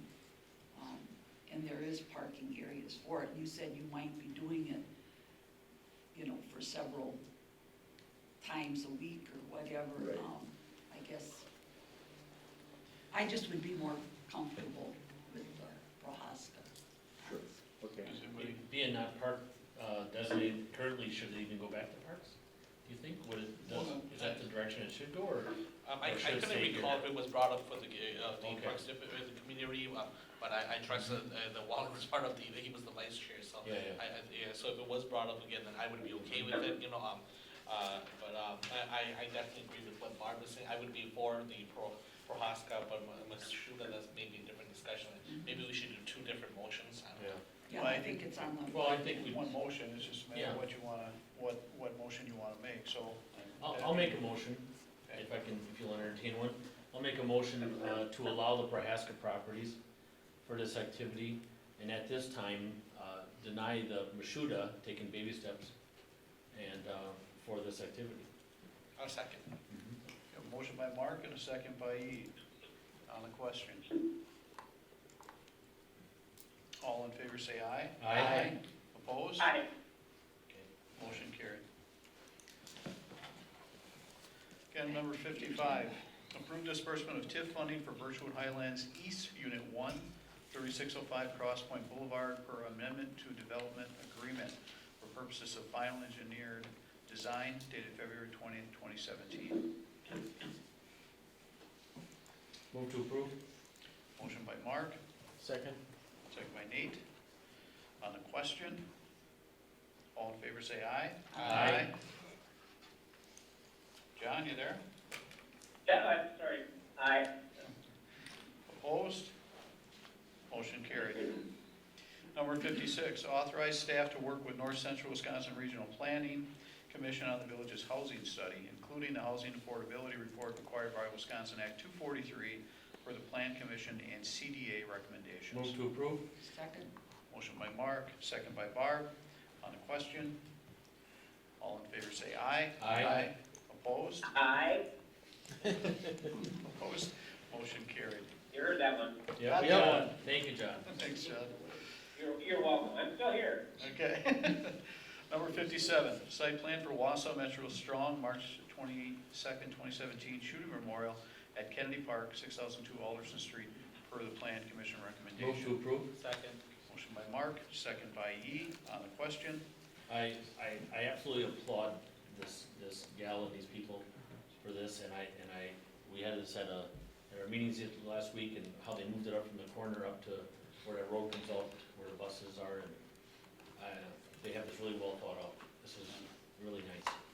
and it's, I think something the community will never forget. too. Yep. Yeah. All right, all in favor say aye. Aye. Opposed? Aye. Aye. Motion carried. I gotta go a little slower, John. I know there's a little lag on the flow there. Number I'm 58. sorry. That's okay. Number 58, consultant selection for Zinzer Street Utility Extension Design. Move to approve. Motion by Mark, Second. second by Barb. On the question, all in favor say aye. Aye. Aye. Opposed? Motion carried. Number 59, 2019 crack ceiling project. Motion to approve. Motion by Barb, Second. second by, is that Nate?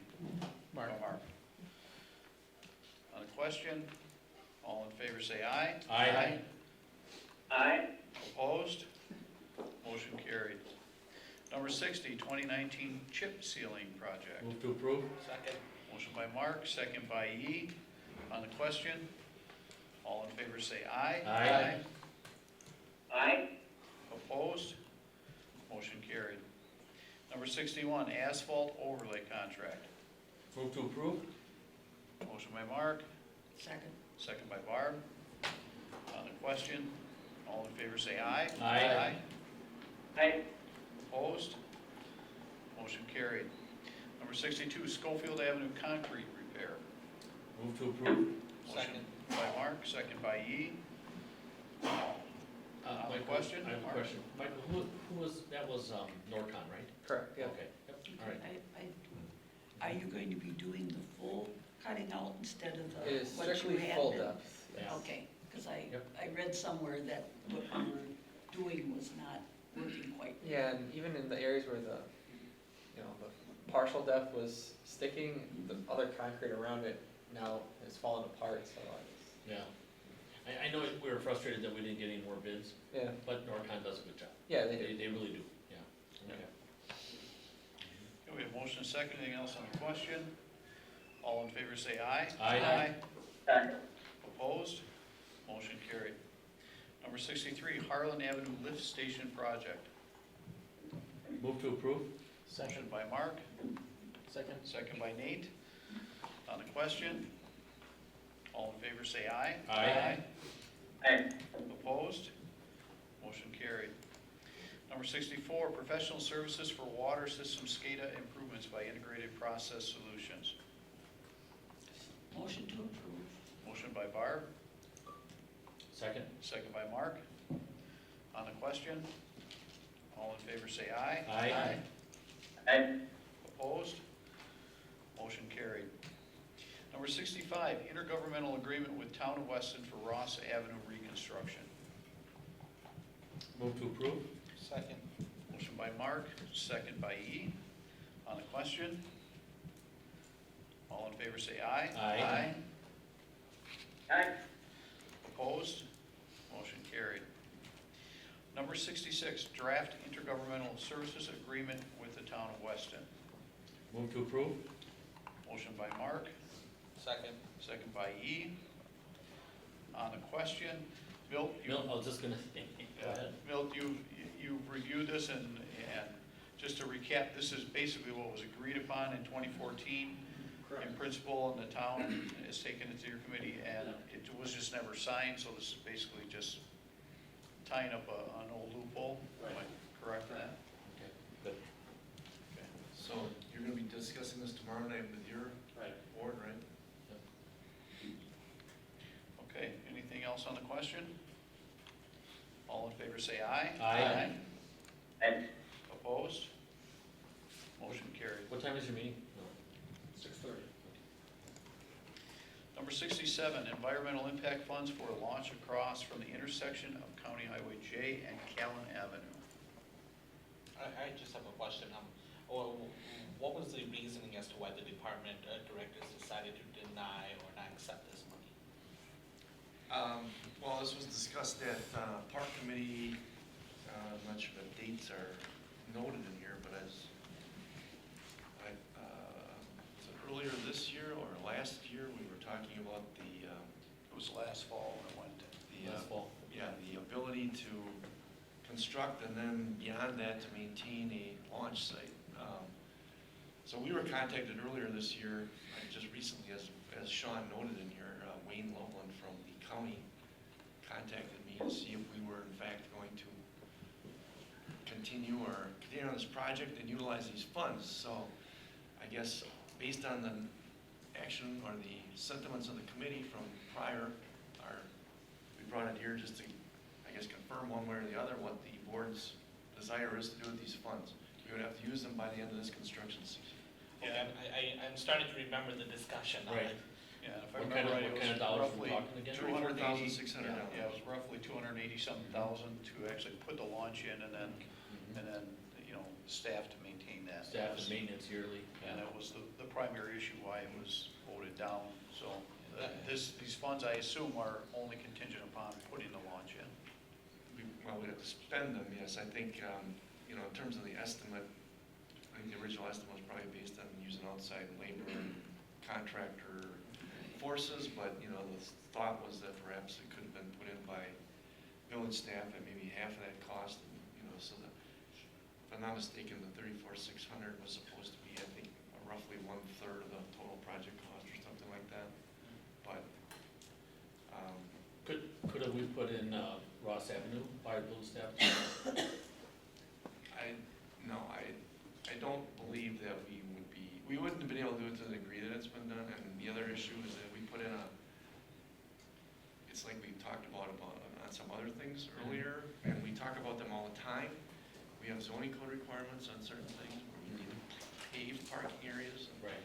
and we don't follow, we need to follow the rules we put in place for others. Yeah.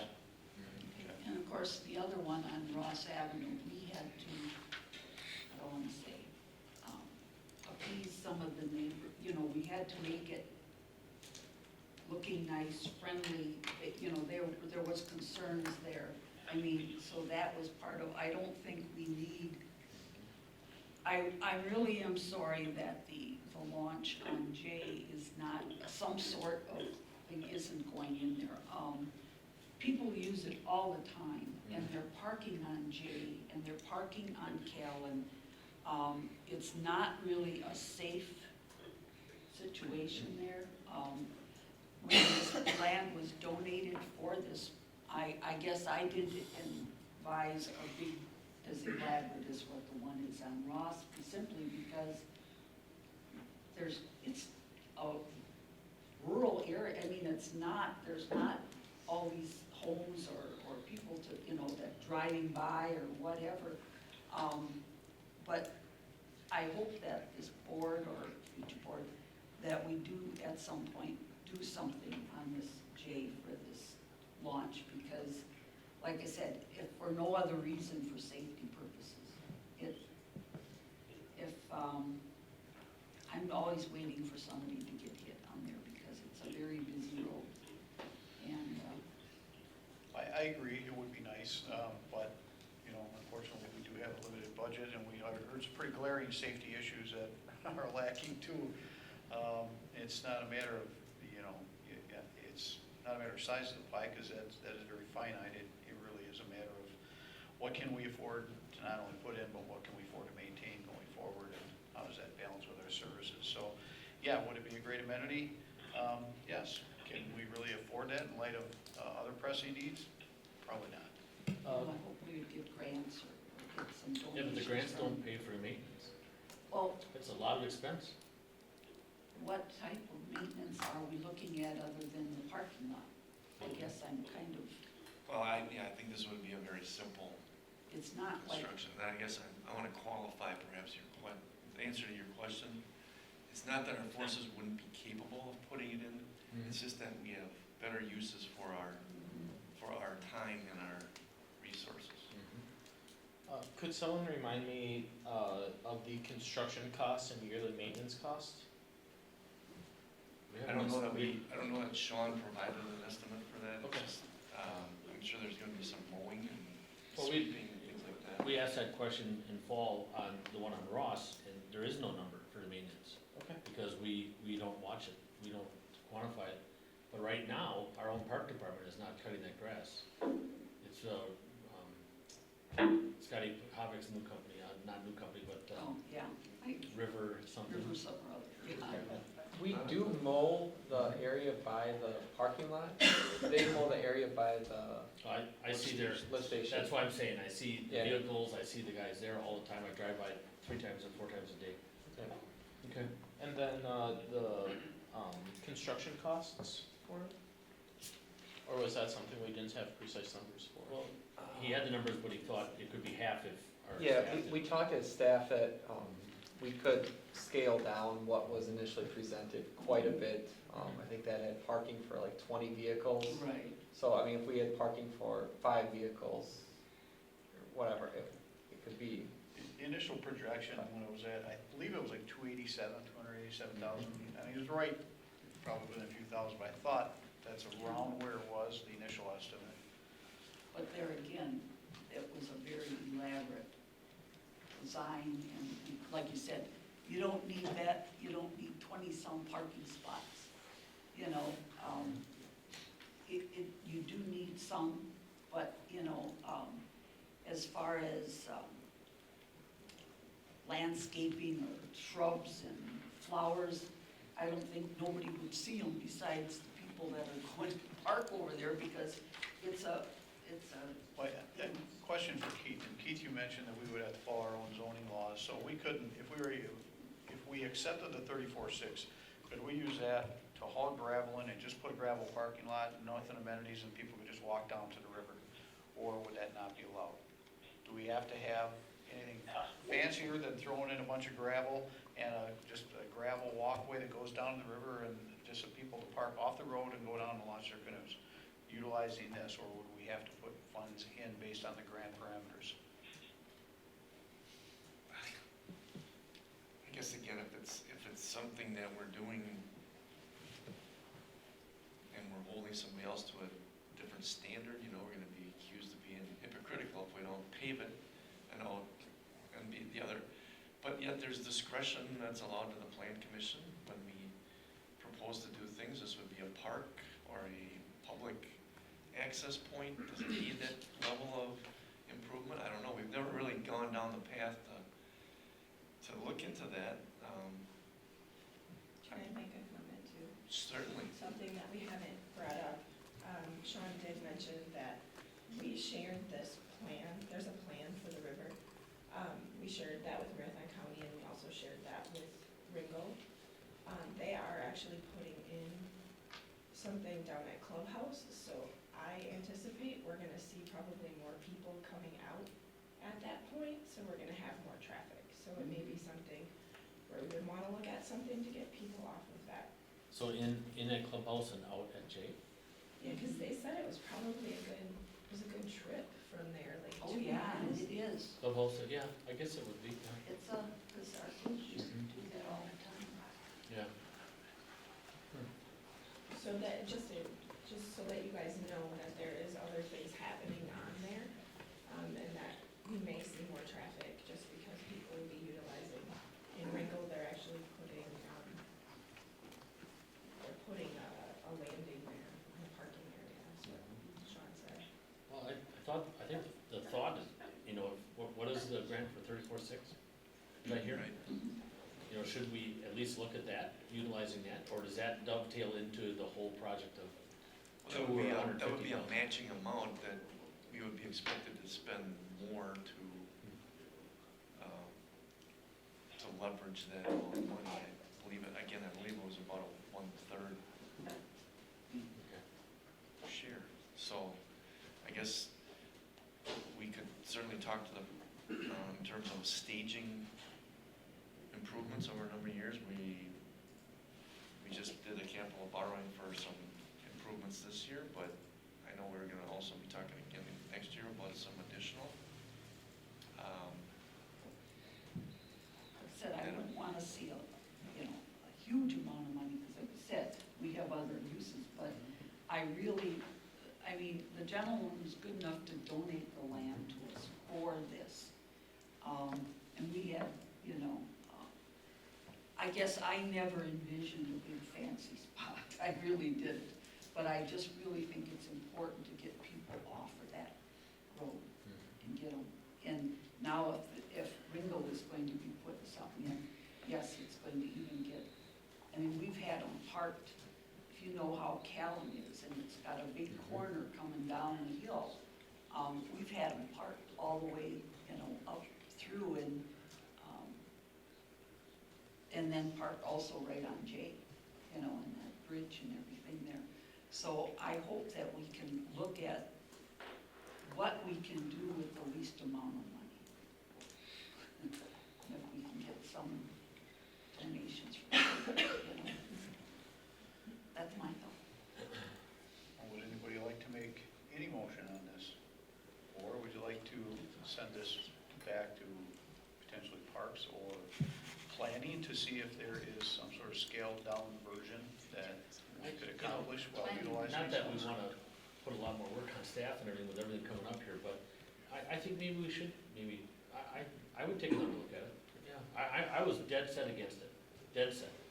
And I think we have a lot of issues ahead of us, and, but now hearing about Ringo from Jen, and everybody knew, but she's talked about it, and maybe a minimal amount, and then maybe a couple of years do something else, so, at least for the safety factor, so. I mean, right now, they're going off on down the road and going Well, up, we can talk about that too, but we can also talk about the bike riding on Ross Avenue. That's my travel route, and now that it's, 10 feet wide, there's 3-4 bikes wide. They don't ride, in a single file, they're wide, and I'm telling you, that's pretty darn scary seeing that traffic. But yet, we put that there, for safety and, whatever, and So, you know, we put a parking lot there, do more people come? Are more people? I mean, the one that I drive by on Ross Avenue, it's at full capacity often, very, very often. Right now, when the water just drops a little bit more, before it gets real low, this is gonna be a really active time. They're up and down that side street, they're parked by the well. So I know there's no parking signs, but it gets pretty wild, you know? But, yeah, I mean, they are, and Yeah. now that I hear about Lingo putting it in, Yeah. I think we really should look So maybe we visit and look at a planning or whatever, a real staff. cheap way that we don't have to tear back up again and see. So would you like to send this back to your Parks or Planning? What, Where do we feel it would should you go? like to make a I motion? think planning at first to find out what we might be allowed or not allowed to do. Well, I think that would be important, obviously, you know, I think that the board's direction in the past, we're not gonna spend 280-some thousand. However, is there a less amount that we can afford and utilize some of these funds? I think we would need probably to take it back to planning, Yeah. just so we know what we could put in. With a little help from Buy a lot of staff, gravel and put a parking lot in. Okay. They get a lot of, you know, look at Rib Mountain, Yeah. they just move rocks around, they put logs in and they build hiking trails. It doesn't have to be fancy. It doesn't have to be what we have on the roundabout. I'll make that motion to send it back to planning. I'll second that. Okay, motion by Mark, second by Nate on the question. Just what I'm envisioning is, someone threw out like six parking spots for cars. I'm thinking that in gravel, like that's sort of like the bare, or that's sort of what I'm considering, for a scaled down version. What is the land that's donated? What kind of area size, you know? It's 3 acres. I was gonna say it's several acres. A lot of it is wetland. I mean, it's only about 0.9 acres of buildable area. Okay, Okay. that's quite a bit. Okay, we have a motion and a second. Anything else on the question? Otherwise, all in favor say aye. Aye. Opposed? Motion carried. John, that was an aye? Yes, it was. Okay, thank you. Number 68, Public Safety Committee discussion. This was put on the agenda, basically, we ran into scheduling issues when we went to the 2 meetings a month, and our chair and our members on our, basically the 3 existing members on the Public Safety Committee cannot make these meeting times. I asked this to be put on because when I look at the Public Safety Committee's duties, the fact that we have Everest Metro and Safer basically having two governing bodies that take care of them, one being the Finance Committee for each, which has elected officials from the village on there, as well as our counterparts in the town and in Schofield, and Safer have representatives on the board serving that committee in addition to Red Mountain, and then commissions, both the police and the fire commission representing both. So the scope of the Public Safety Committee is kind of limited just because we have multi-jurisdictional departments. So I asked staff to say, can we absorb some of those existing functions on the Public Safety Committee in our existing committee structures? And basically eliminate the committee and just take those duties. And I think Keith put some notes in there in your packet on how we could divvy those duties up. So, Well, this is a joint effort of other directors, Sherry, myself, Jennifer. I think everybody kind of took a look at this, so. If the other committees were to absorb the responsibilities of the Public Safety Committee, I guess, I know that the workload would be a little bit additional, but would it be overwhelming, I guess? Let me put that question on the table. I don't think we were viewing it as being overwhelming for the committees. I'm not sure what anybody else, you know, I think there's some duties in here that I think were proposed to go to Plan Commission that maybe we weren't, those may be perceived as being a little more, because that committee gets a lot of items on their agendas. regularly, so that might be the only area that could potentially be overwhelmed a bit. I'm not sure. What's your Well, thought? Sherry and I talked about it a little bit because of the way that the code's written right now, for some of the outdoor alcohol areas, the plan commission actually has to approve those anyway. So we thought that they could do that at the time that they were approving the license, or at least that they were knowing, because they typically are approving, the operational plan for the business, so. For those of you who aren't aware, my father sits on Public Safety Commission, and he was surprised at the time change. Previously, it met at 6 o'clock, if memory serves me right. So I think that that's a factor in people not being able to attend. Looking through this and giving it consideration, I think that we can truncate some of these duties. I mean, there's like number 3, for example. We already have commissions and committees in place with Everest Metro, and since we're part of a multi-jurisdictional unit, it makes sense to eliminate or change that duties focus. But I don't think that we should get rid of it in its entirety. I think we should retask it. A couple ideas that I jotted down was, just let me get to, I read somewhere in this packet that we could add like a nuisance complaint hearing process to the committee, and then retain it for ordinance review for public safety matters. But as the resolution is written in terms to eliminate it in its entirety, I am against. How many citizen members are on there? 3? 3? Yes. 3? I just want to add to what Trustee Feeney said. I know that Chief Schultz brought up the discussion about where the Village of Weston wants to be regarding safety-wise, and I think that should be a discussion for the Public Safety Committee to be discussing about. It's about looking forward and seeing where we want the village to be 5 years from now, 10 years from now. I know they're not necessarily making decisions or policies for the police and fire departments, but basically they'll be talking about what they foresee for the city, for the Village of Weston.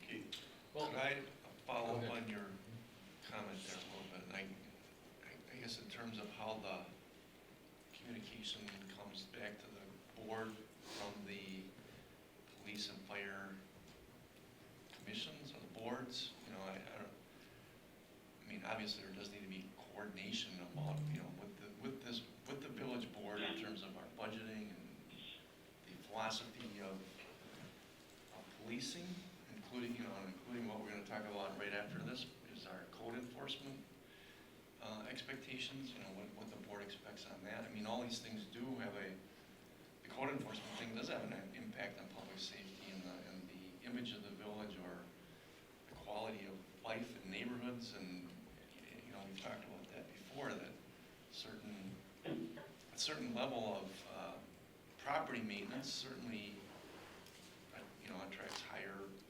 quality of residents, if you will, not to disparage anyone or anything, but I think we certainly need to have communication to the board. I think we've always relied perhaps on those members that are on the commissions or on the boards.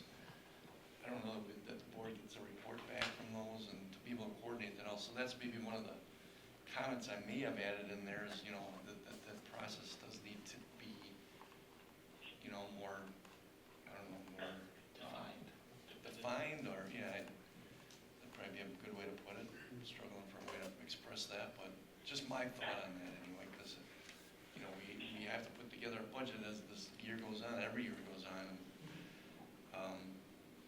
You know, I know Clay is struggling with resources. We've been, as we've mentioned before, in public works, we are down staff from historical levels too, and we grew, and we didn't add plow routes and things like that. We talked about that as well.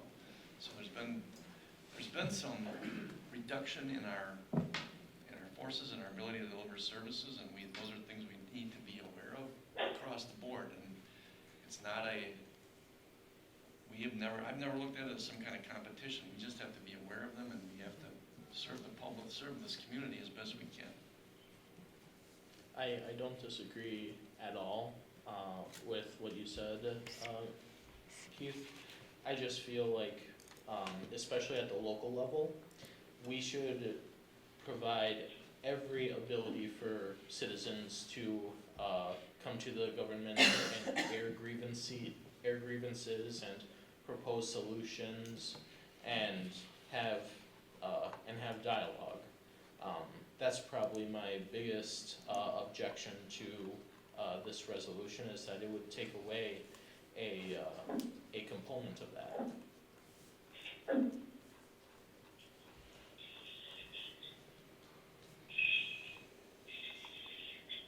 other comments from trustees?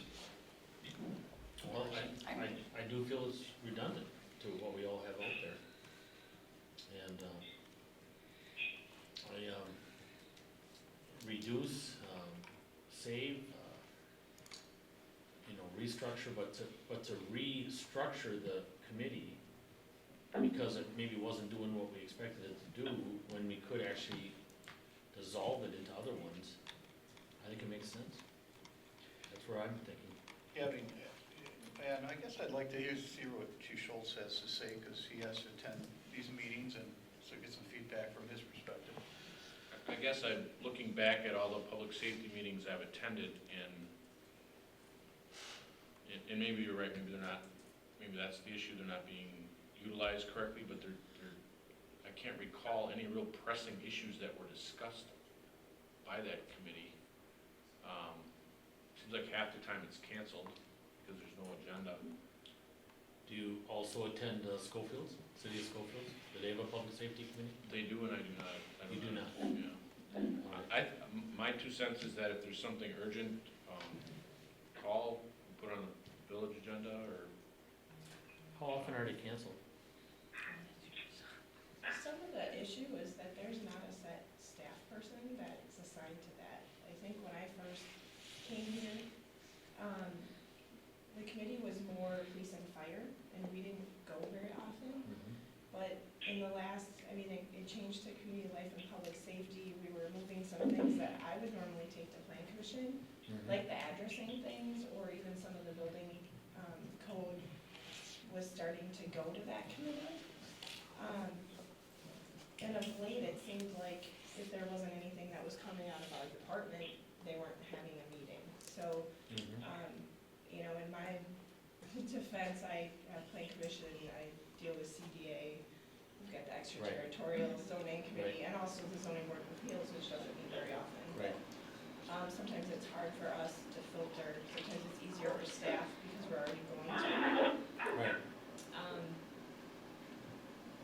So it's always been a committee that's just struggled, because there really hasn't been a champion for it. Sharon took it for a little while, but she only had licensing things that went through there. So it's just been this committee that kind of But if you need a staff member to champion it, then are they just championing for the fact of championing? If we have, the 2 board members are gonna be very busy everywhere else, but the 3 citizen members, we have openings all the time for other committees. We could easily use those 3 if they wanna serve. We've got service all the time in all the different communities. The struggle is, in having attended these meetings for 9-10 years, the struggle is you're dealing with a multi-jurisdiction department. So, for AMPD, you've got 3 communities. So for the village to try to give direction to the chief on, well, I want you to do this, okay, well, ordinances are different in this jurisdiction or in this jurisdiction. And the same with, say for fire. we save money and we have a higher level of service by having these multi-jurisdictional departments, but that means that you have to you can't have the full say. No one community can dominate and say, well, we decided this in our public safety committee. It's not, it is not necessarily bearing on the department because you're balancing the needs of multiple communities. So you can address some issues within the village, but, that's why there's these commissions, that's why there's the oversight board of elected officials that are supposed to be able to come back to the board and address issues that are coming out of those departments. That's why we have those people in there, and that's why we have elected officials as part of these, and we have the commission, which really addresses personnel issues. That is governed by statute, well, police and fire, they have the authority. So us as a village board, we say, I don't like this person on the fire department, I don't like this officer, we have no authority to do anything as board members. Or as a committee member in public safety, it has to go to that commission. So there is a lot of duplication that I've seen, and, we have great public safety committee members, and they're engaged, and they're here, and they're trying to do the right things and make the right decisions. But their authority to even make decisions is so limited in scope. And that's kind of why, I lived on the other side of that. I understand it. And it was a committee that you really don't take direction from, because you take your direction from a multi-juris committee that's in the best interest of 2 communities or 3 communities. So that's where the challenge comes in, and that's why I think, when you look at some of these duties, obviously we've got a scheduling issue that's difficult, that's kind of what prompted this. And we don't have our board members that can make that time period, and we don't have trustees that are on these committees that can make that time. So, something either has to give, and I wanted this to be on their discussion just to get your thoughts. It's different than our other committee structures in that those are simply Village of Weston structures. Village of Weston committees who make decisions for the village and recommendations to the board. The Public Safety Committee doesn't make recommendations to the Police Commission or the Fire Commission. It's good to have that dialogue, and that's why it's nice to have our public safety representatives come to these meetings so they can provide that feedback. But I think, I think out of, I just don't find the level of need to keep that committee, especially in light of, the struggles we're having with staffing that. And I think some of the frustration even for some committee members is they don't really have a lot of authority to even make recommendations, and that's got to be frustrating even for some of the committee members. So I'm kind of in favor of absorbing some of these duties. We have feedback, and I think most of the public, when they have public safety issues, they go directly to the police department, or they go directly to the fire department. They don't come here to address those concerns like they would for a zoning issue that's a Village of Weston only.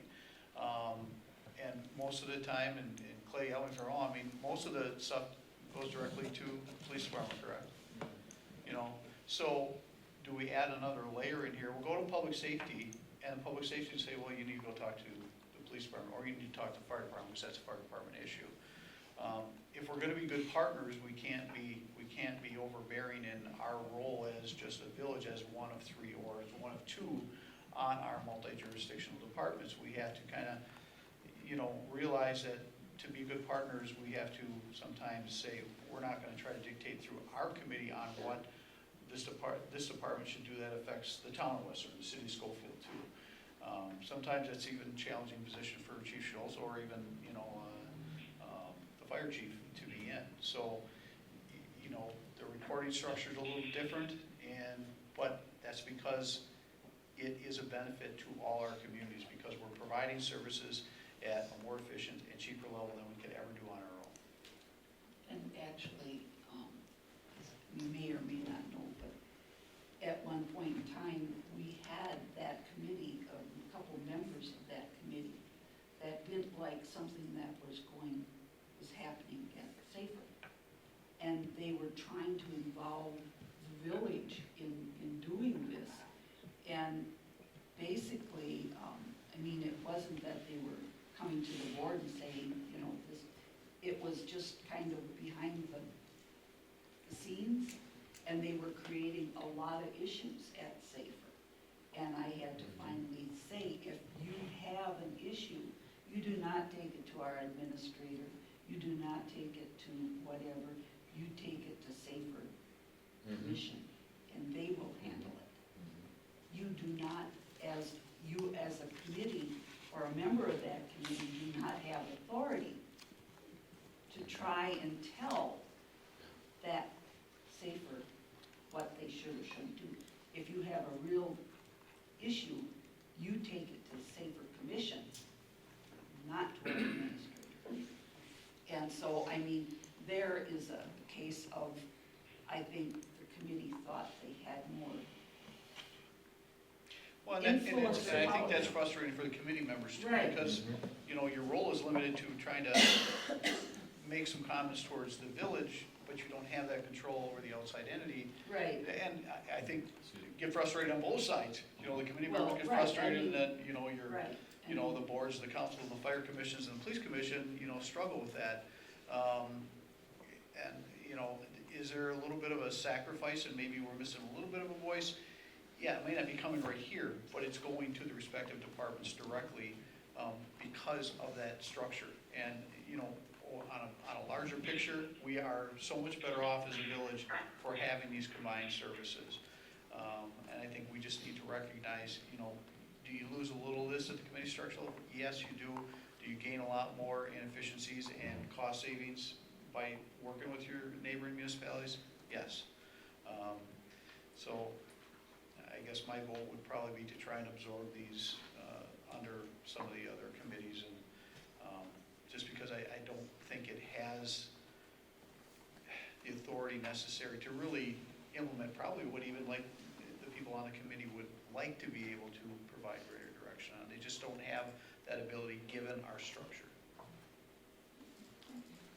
And no slight against the committees, I got to know very well over the years, and there's some great people on the committee, but, you know, their role is so limited that I think they get frustrated too. Is this up right now for discussion only? It's up for It's an action. whatever this It is an action. board wants Okay. to do. So, could I add a comment here? So this was presented as kind of a two-part question. First of all, kind of going through the details of the Public Safety Committee's current duties as it's outlined in the ordinance, but also with the thought that this nuisance committee would be something, it would be a way to separate staff from the no-win situation they get put in terms of neighbor disputes, things that people feel we should be jumping in the middle of, when we really shouldn't, we really don't need to be. And I think Jennifer had, went across a similar arrangement, and some other communities, if I'm not mistaken, maybe I am mistaken, but the thought of creating this nuisance committee, or maybe redirecting some of the duties of this committee to a nuisance committee was another thought as a second part of this discussion.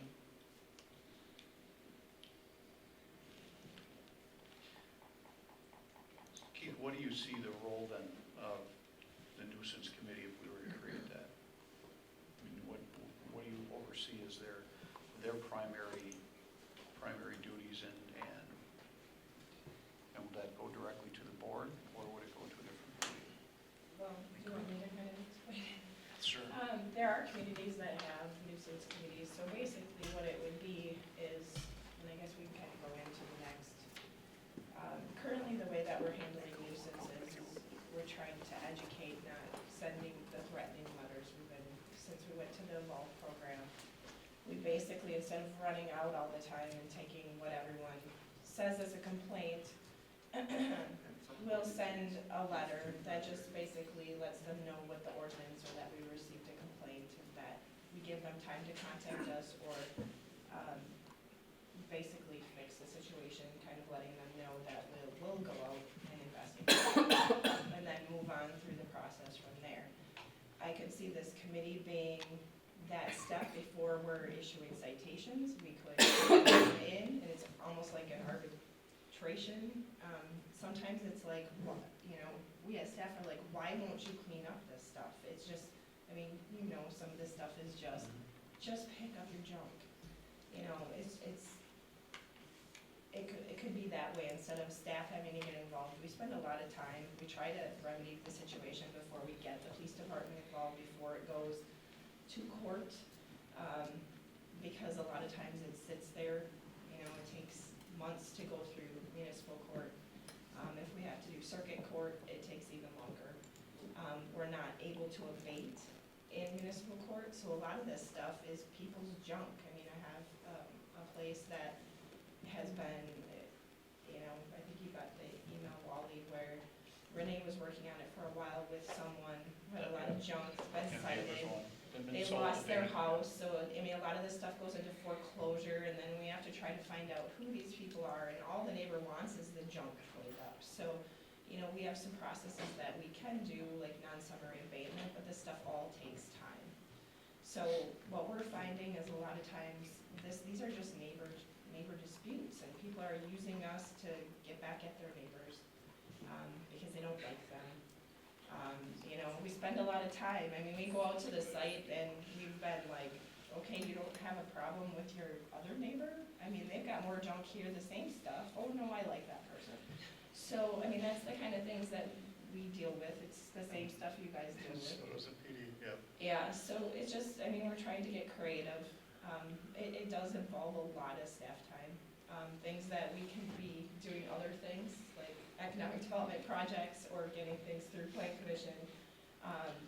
I guess my only question, Jen, is how would you structure that to where this committee would have teeth to do anything? It sounds like it would still fall back on staff for the letters and Yeah, but eventually going sometimes through the whole what I've payment noticed process. too is like when we bring things, like there's issues out with site plans, when we bring it to the plan commission and they have to sit and talk to and tell, and Fred was always good at this, when someone's like, well, why aren't you doing it? Or you said you were gonna do it, why aren't you? It's a little bit better coming from a committee than staff. But the actual nuts and bolts of the enforcement mechanism, barring non-compliance, is still gonna be what it is presently, correct? Right, but some of it we might be able to take care of before having to go do the citation, getting people in front of it, or using it just when, I mean, we have habitual people too. I mean, there's properties that we're citing all the time, it doesn't matter. You know, so we're just trying to figure out the best ways to take care of some of these issues. What I guess, this committee wouldn't be going out and looking at the properties, I wouldn't imagine. They could, you can Well, set it up yeah. that way, plan commission is like that, First of all, we could appoint two village, trustees. right? I can't even think of, and I don't mind a confrontation at all, you all know that. And, but how do we find, thank you, John. And really, it should just be John and I. John and I could handle this, just two baseball bats and we go to work, I'd pay to see that. But, I have a list of addresses you could. well, I mean, how do we find three citizens to wanna do this? 2 or 3 meetings? Well, and a lot I of mean, this seriously, if you're stuff talking was about coming two through neighbors, that. 2 sets of neighbors coming in here and arguing, and you gotta kinda, I don't know, do it does, this? I mean, it's something we thought about, we've been looking at it, it does happen in some other Mhm. communities. We could look at it further, it was just kind of thrown out there. I don't know what to say, but there's more and more what we call junk. To some of those people, it's not junk. Well, no, I was You just know, gonna it say, ain't. I had a complaint Well, and from then a how do you neighbor. weigh that? I don't know, I know it devalues other homes, but it's, you know what? I just turned 60 yesterday. I used to be in model railroading, and all the cars you ever bought never had graffiti, never. Now, it's not an issue. Nobody's trying to get the graffiti off. And when you go buy model railroad cars, they already have the graffiti on the cars. That's how accepted this all is. So I don't know what to say anymore. I mean, I walk by employees' cars in the lot, and I don't know how they get in the car. There's so much junk in there. And so I don't know how to handle some of this stuff. It's, but to move it to a committee, oh my gosh, I just can't even imagine. We'd almost have to put a fence on. You know, Keith, and is there- I'm being sarcastic. Keith, is Jared there had, even- Jared had a question too. Oh, I did a lot of research on this, and when I was doing the research, I mean, we have the ability to make a commission too, which the commission would have more teeth, than a committee would, because the committee always has to report back to the board. And I didn't find anything in state statute that said that we don't have the ability to create a commission or something like that. There's nothing that spelled it out either. So I don't know what the legality of that there would be, but, the benefit of having the committee or a body that where they do this and the research that I found is that it gets people, because people get noticed, and so then their neighbors have a chance to hear it. They may not understand the impact that they're having on their neighbors just because maybe they are so focused on what they're doing on their own property, that they don't understand that they're having that impact on their neighbors. And so by having everybody be able to air their grievances, they may realize, oh, I guess I never really thought of it that way, So I mean, then they would change their act, be like, oh, okay, well, I should clean up my property because I am, having an impact on, there's skunks or there's rodents or whatever the case may be, Or impact on your neighbor's value Right. also. But how many of the neighbors are gonna wanna let the neighbor know they're the ones that's complaining? I mean, I've had people come and say, have you seen so-and-so, and But I've don't gone. tell so-and-so I told you. Yeah, Right, yeah. right, and I've gone over and actually have talked to some of the people. And, I mean, I remember using the word, well, that you're getting too much junk, well, that was the red flag, Neighbor issues have been going on since probably the beginning of the Stone Age. and I had to And, rephrase there's it to say stuff. the only resolution, and Clay, you could probably back me up on this, is one of two things happen. Somebody moves, or they just learn to ignore each other. And I've been on enough of these, over the decades in law enforcement, where you finally go to people and say, you don't like him, he doesn't like you, so knock it off. I don't want to hear from either one anymore. Don't talk to each other, don't have anything to do with this, and don't call us because we're not going to fix your problems because you don't want to be neighborly. I mean, that's the reality of it. You either learn to just ignore each other, but otherwise they come and they use the police department and try to, mediate, and they complain about every little thing, and it's just that they don't like each other. And it's nothing new, it's been around forever. I don't know what a commission would entail, what teeth are there. But, just to get back to the agenda, there was really two, we're looking at two things. Should we look at some sort of nuisance commission? I guess I would like to see how it would be structured, what teeth it would have before I would ever, say, yeah, let's go with that. But we've got the decision we really have to address is, do we maintain the Public Safety Committee? And if we do, then do we have a date and time that we can schedule that's going to accommodate that committee? Or do we want to fold those duties in to these other committees and then take up consideration of a potential nuisance commission down the road, understanding what teeth it may or may not have and what can it be effective? I don't want to create a committee just for the sake of creating a committee if we can't, if it doesn't have enough teeth and doesn't have any enforcement authority. It's kind of a lesson in frustration. So I would like to see what possible, what that structure would look like and what a commission versus a committee has as far as being able to enforce some of these. Because if we can't enforce it, then might as well put on our black and white shirts and act as referees and get in between a couple of people who don't like each other. Yeah, and I'd like to know what our duties are, what the duties would be, what is expected, because I mean, you're gonna want citizens to going around, to Well, people. and some of them aren't, I guess we can clarify this too, some of them are made up of different people on staff instead of just citizen members too. There's some of them that are set up that it would be like the building inspector and the village president, and so there's ways that way too. I mean, we can do more research on it, this just kind of came up. Yeah, But there's different ways to do it, and some of them, it would be, it could be staff so that it's not tasked on citizens. Well, that's totally different. I mean, if you wanna put this on Roman and Scott, I'm all for it. That's what I You do. kinda do it there by As default anyway. they're both on their phones back there, I absolutely, I'll make that motion right now. I'm taking notes. I'm watching Okay. you. I'm watching you live. Yeah, okay. All right, so let's get back to what we're Sorry. supposed to be addressing, which is a public safety committee. Does anybody want to entertain a motion at all? I will make a motion to dissolve.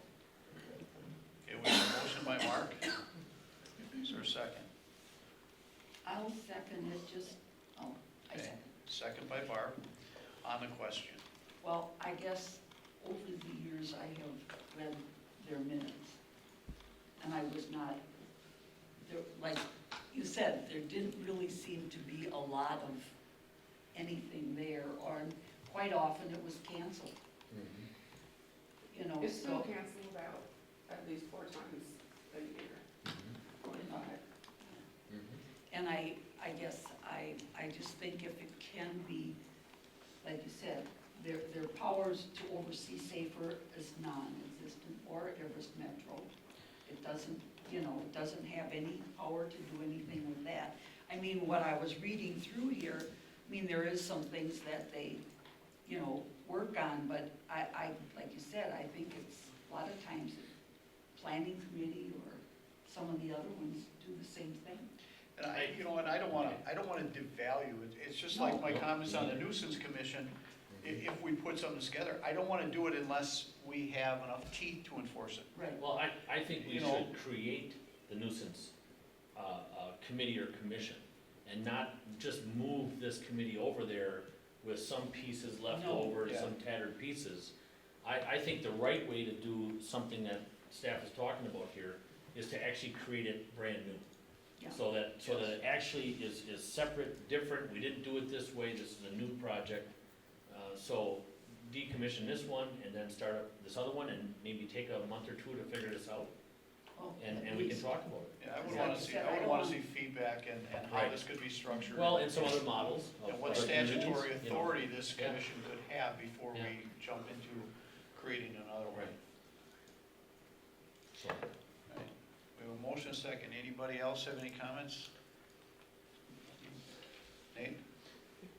Nothing I haven't said already. All right. All those opposed, or all those in favor say aye. Aye. Opposed? No. Nay. No. No, for me. so that's 3-3, 3-3.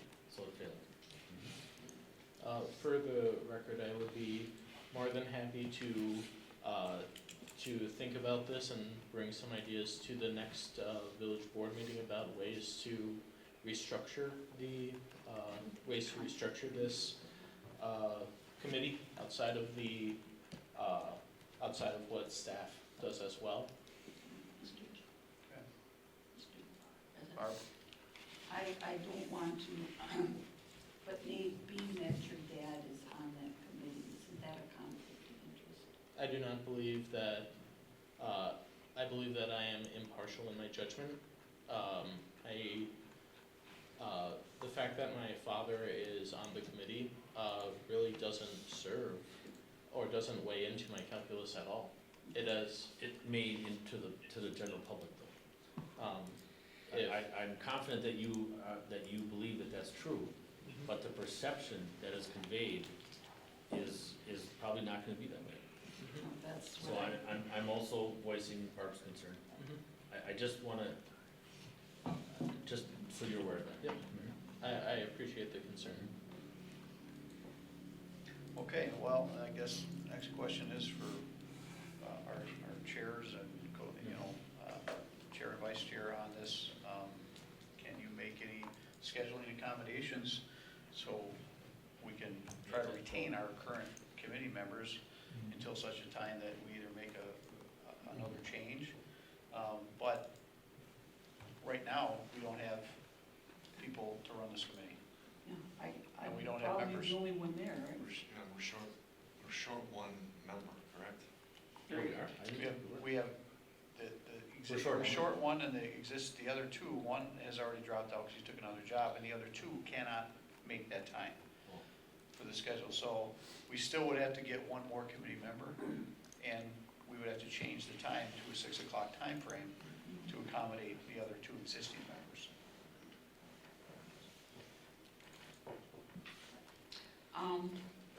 I guess I would like, being that it was tied as far as vote, I would like to bring this back when we have full vote. Okay. Okay. I think that's reasonable. Okay. I didn't catch what Barb said, but I Full thought board. She said she'd like to bring it back when we have a full board of 7.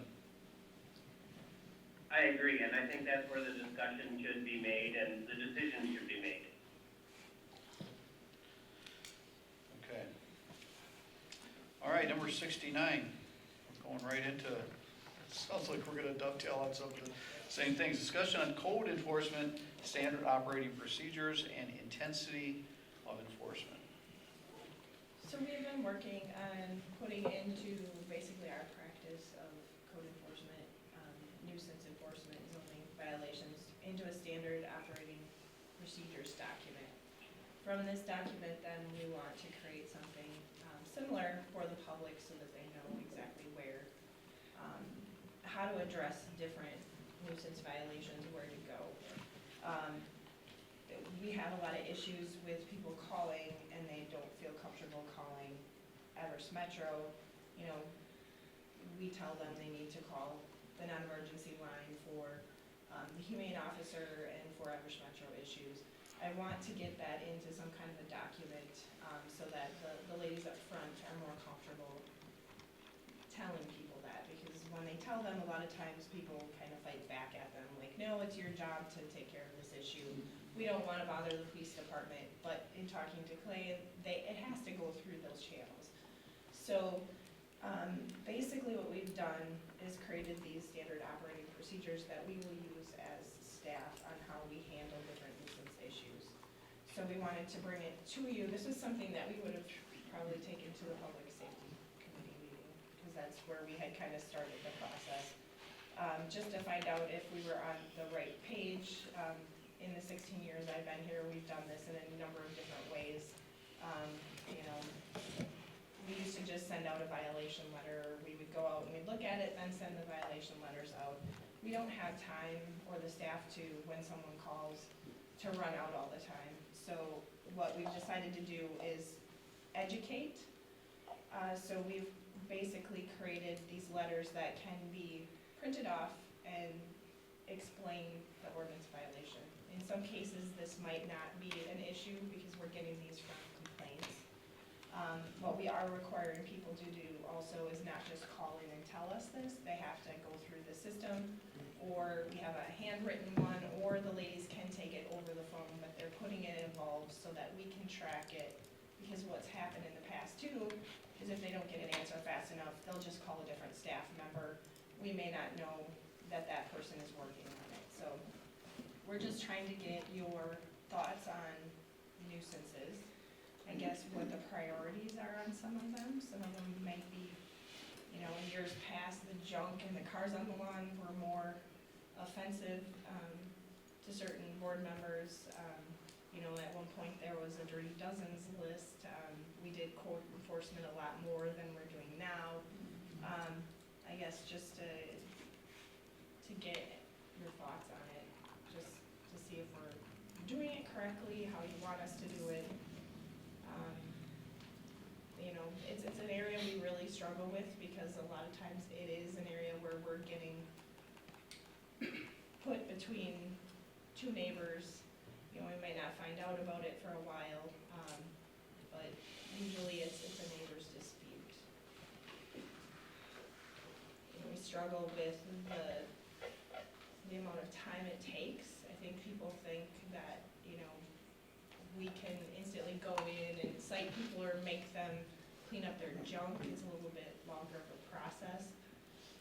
So some of this is to explain that too, eventually to them, that, you know, when we do cite, it can take a couple of months for it to get before the judge over there. And that, sometimes that won't get it cleaned up.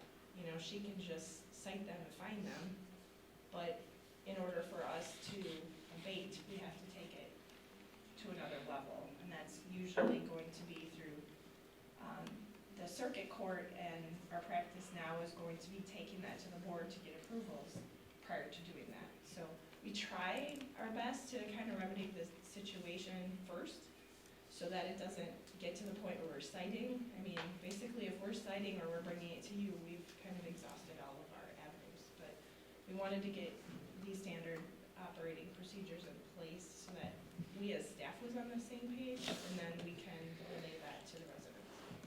Just a question. You mentioned that this happens quite often. I guess in the year, how many of these complaints actually occur, and how many of them are actually neighbors just attacking neighbors? We were up in close to 800 a year. And that's 800 neighbors attacking neighbors, or is that Just- 800 total cases? Just complaints. Okay, complaints, okay. I mean, and we'll track everything from, you know, garbage, Chickens, cars. I mean, some of that's noise. zoning issues, some of them are, Lawns, sidewalks. a lot of them are going to be the, you know, the weed commissioner type of, yeah. Be ready, it's coming. Let's go. Chop, chop. We've got fence sitting ready to go, right? Well, I mean, you're already handling these complaints now, so I guess, and I look through what you got on your, you know, your evolved process.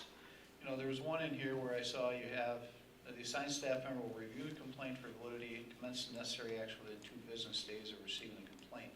Is that even reasonable when you're getting this level of complaints and, you know? That I don't know, because at one point, when I first started, we had to deal with it within 24 hours. So that's some of what,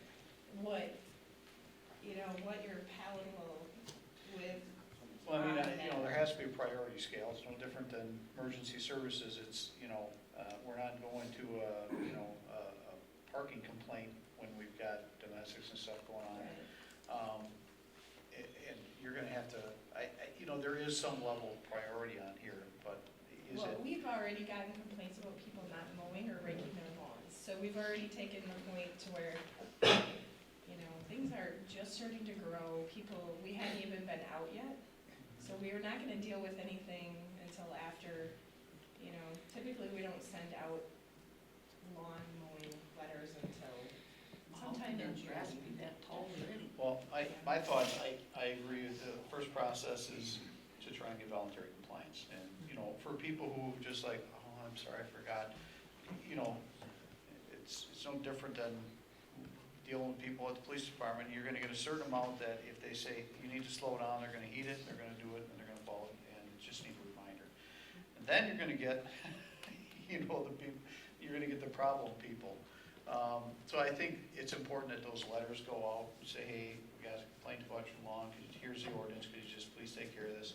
You know, and Renee, what do you see when you're talking about those 800 and you send out these letters? What kind of compliance rate are you getting before you have to do the repeats and, you know, and push it to the point where we're sending somebody out to mow their grass and put it on their tax bill? For the most part, people would comply. You know, it depends, like if it's vacant lots, if it's foreclosures, no, we're going in and mowing, we're going in and doing the sidewalk. You know, a lot of them will move their cars, but we do have habitual ones that take a lot of time. And we do end up citing, and then they don't comply, and we're in court, and then they don't show up for court, so then they get default judgment and still nothing gets cleaned up. It's probably similar. We deal with the 5% that just won't get with the program, but the other people, I think, respond well to just the letters. I'm not exactly sure what you're looking for on this, Jen, as far as, you know, from the board. I expect you guys to prioritize. I would like to see the, the compliance method on the letters, explanation, education. That's the first step everywhere. The question is the hardcore people, they're not gonna comply Yeah, until they're with forced. the habituals, we will skip the educational stuff, so we have just the letter, that they already know. So I guess it's just that you guys still want us to proceed this way, and if you're okay with us prioritizing them, there's certain times of the year that, we're busier, because it's construction season, is also when we receive the majority of the complaints, so. I guess I'd give yourself a little more time. I mean, not that, I know everybody wants to know if you've done it like yesterday. Well, they actually can track it in the system, they can look at Okay. it, so.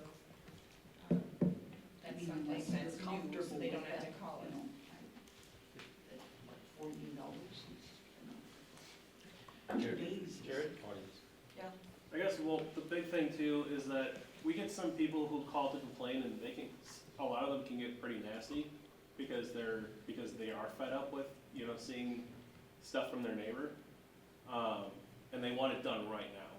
So I guess the big thing is to say, like, that I would be looking for the staff members to say that, yes, this is the process, so that way, if they do call you guys, is one of the board members, that you say, yeah, that's what we approved at, at such and such a meeting, and that's what we direct the staff to do. Because a lot of times, they've never talked to us, so they may be really fed up, but we had no idea that it was occurring.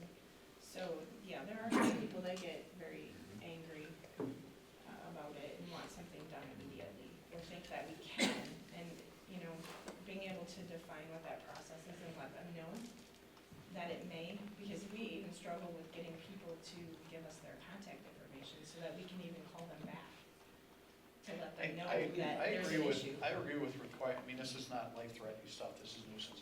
I agree with making them have to go online, fill it out, and then give the ability to track it, versus just taking, somebody called, he's pissed, let's send somebody right out. Anonymous, yeah. Because there's a lot of I people agree. who just want to vent. You guys agree? And usually when they listen, they vent, and then they're done, and they won't follow through and do this. So I don't want to bog staff down with everybody who's, having a bad day and say, I want to yell at somebody on the phone. If they're that concerned about it and they want it resolved, then, yeah, let them jump through a few hoops, put some effort into it, but now they have a tracking mechanism to see what's going on in their complaint. And just be honest, this is a process, it takes a while, and we prioritize, and we're not always gonna get to it within 48 hours. I don't wanna put unrealistic expectations on staff, because like you said, there are some seasons that are worse, or you've got a lot of issues going on. You may not be able to have time to address somebody's, tall grass, within 48 hours. So that's my only concern, is that, I don't want it, if you put it in there, then you better be able to abide by it. Because if you get bogged down and you're busy, people are gonna say, you're not following your own thing.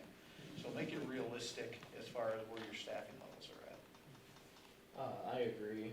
If you even want to take one business week, I'm not at all opposed to that. And I largely concur with what President Sparks said. Make them write it out, make them do it themselves. I was an RA in college, and the number of BS complaints I had to deal with was astronomical. So I'm kind of in your shoes a little bit. Is that? Well, I think- Jen, you got a understanding, Renee? I know a lot of times, like, some of the, older people, they don't have computers to fill stuff online, and they want us to take, they just, like you said, want to vent, and one of my suggestions would be, like, then we just mail them the complaint. Yeah, form. there's a form. Absolutely. I think we should always, there are, most people are tech savvy, but we got a segment that isn't, and I think I don't care what it's for, is it expedient to use these? Yes, but we should always have the ability to have Yes. somebody fill out a piece of paper, come in, or mail it to them. Yeah, pick it up or mail it, yeah, either way. Okay, so, when we tell them, like, I don't want to fill it out, that's the way it is. Yeah. But he's afraid to use the computer. Okay. Any more discussion? Otherwise, staff staff comfortable with Yes, thank you. discussion? Okay. All right, number 70, discussion on level of inspections needed for 2019-2020 mobile home licensing. Their licenses are up come July, I believe it's July 1st, so, in the past, my staff has gone and done thorough inspections, I believe it's been the last 2 years, through, basically it was all 4 of the mobile home parks, now we have 3. And so we need to do something between now and your June meeting. So, we just do not have the ability right now to, we've always struggled with this because a lot of times, there's snow and everything up until a certain period of time, so we don't have very many months to be able to go through. It's not like we can, it takes a while. I think the last time you did a full, was it 2 months? Yeah, when we were compiling data like we were in the old system, we spent 40 man-hours apiece on site for colonial gardens alone. That's on site inspections. So, that's a lot of man-hours on the ground to do a full inspection. We could do some. And that's not sending out letters and No, following up. yeah, so and that was just colonial gardens. So, what we talked about was going, abbreviated and just, really doing drive-by inspections without, being as detailed as we were on the last ones. We have noticed this spring that, Stillwater in particular, they may have gotten that fence up on the back, on the south side of the property, but the interior of the park is in really bad shape. I don't know how many pedestals they've replaced this spring because WPS has shut them off. The health department had gone through there last week and had issues with the park too, so it's needing to be cleaned up and fixed up some more. So they were trending in a good direction, but as of late, it's definitely, trending downward. So, really, we just need to know what information that you guys want for your license renewal. That's really what direction we're looking for. How in-depth do you want the information? Well, primary, for me, is the health and safety issues, that's a primary. Some of the minor stuff, I mean, it's like you gotta prioritize, if you're not gonna have as much time, then you focus on, public health and safety issues, primarily, and, the minor, I'm missing a piece of sheeting, here, you gotta prioritize just like anybody else does. So focus on things that really affect, immediate health and public safety, and then do what you can, focus on those, and if it's a quicker drive-by and you're looking for the big issues, then address them. Anybody else, that's my. With that getting, how about the calls, are the calls going up, staying the same? On what? On Still the, on land. still there? I don't see it as an issue now like it was Okay. 10 years ago when it was It was unbelievable. 300 a month. Yeah. You get a Okay. couple a month now, so. Okay, good. Anything else?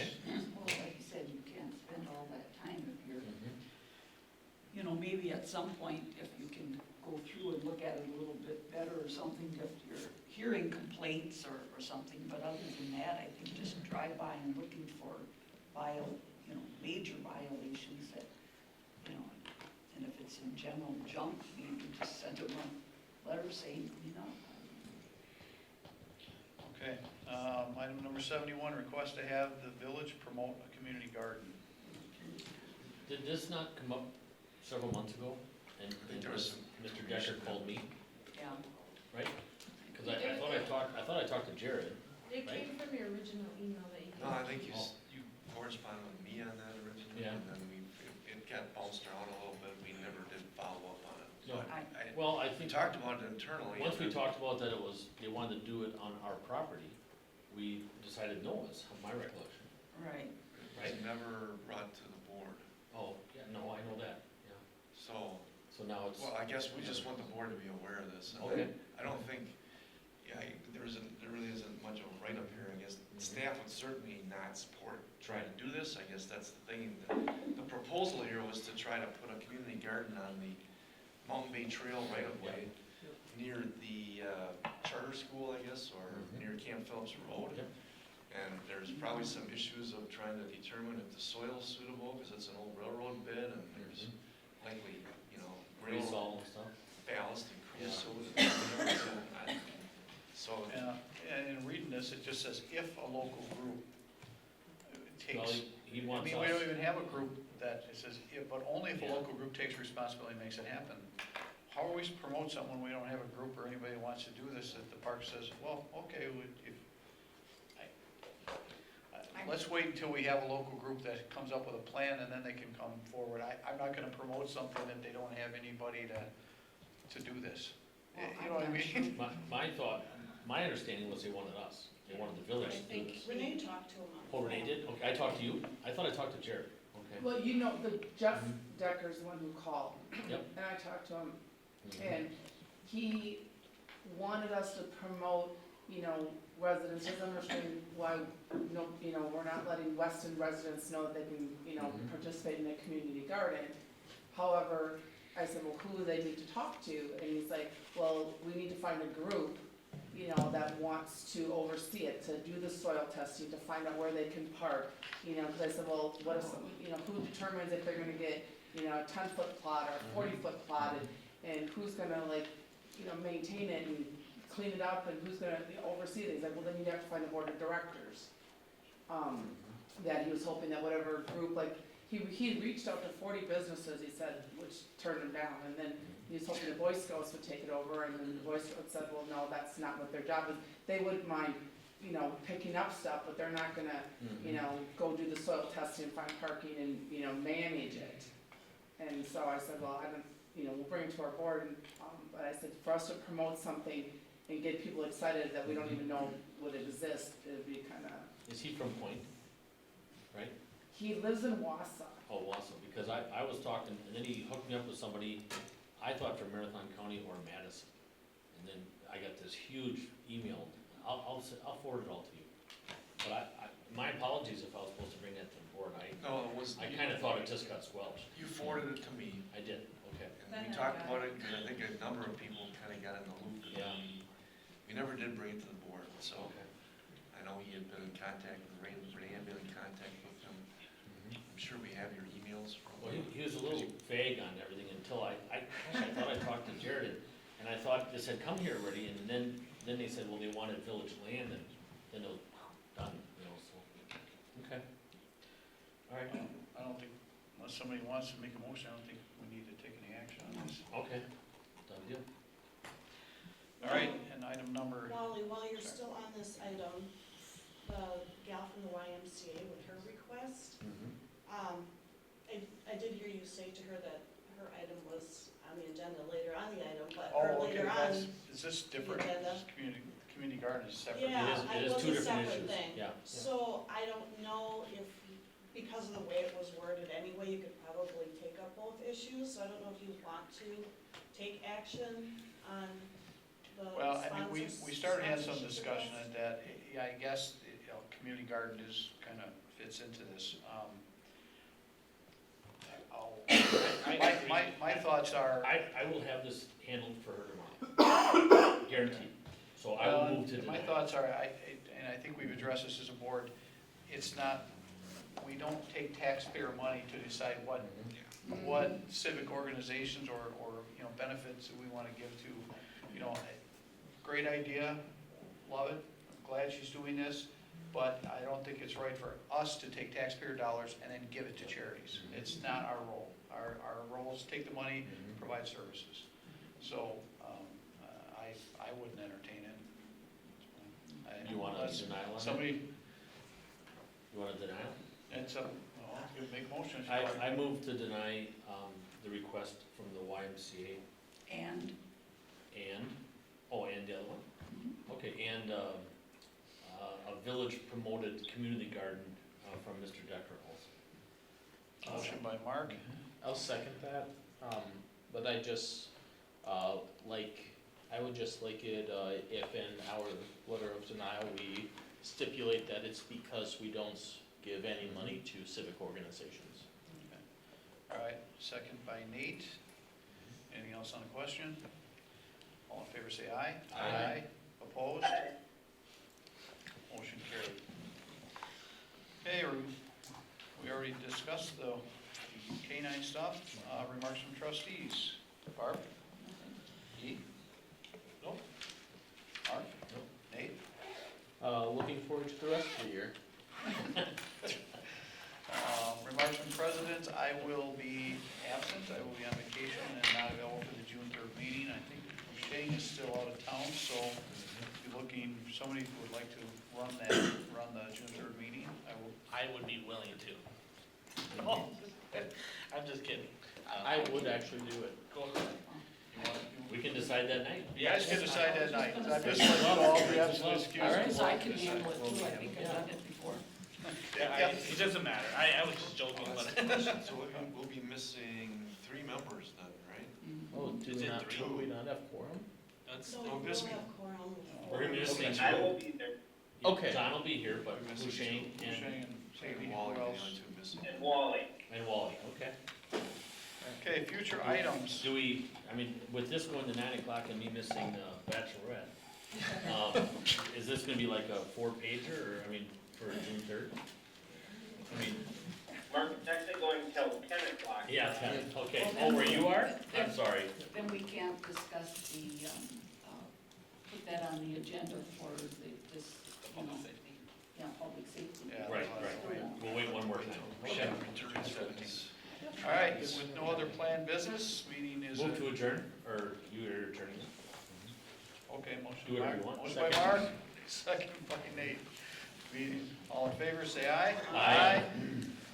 Opposed, no, meeting is adjourned at 8:57 PM.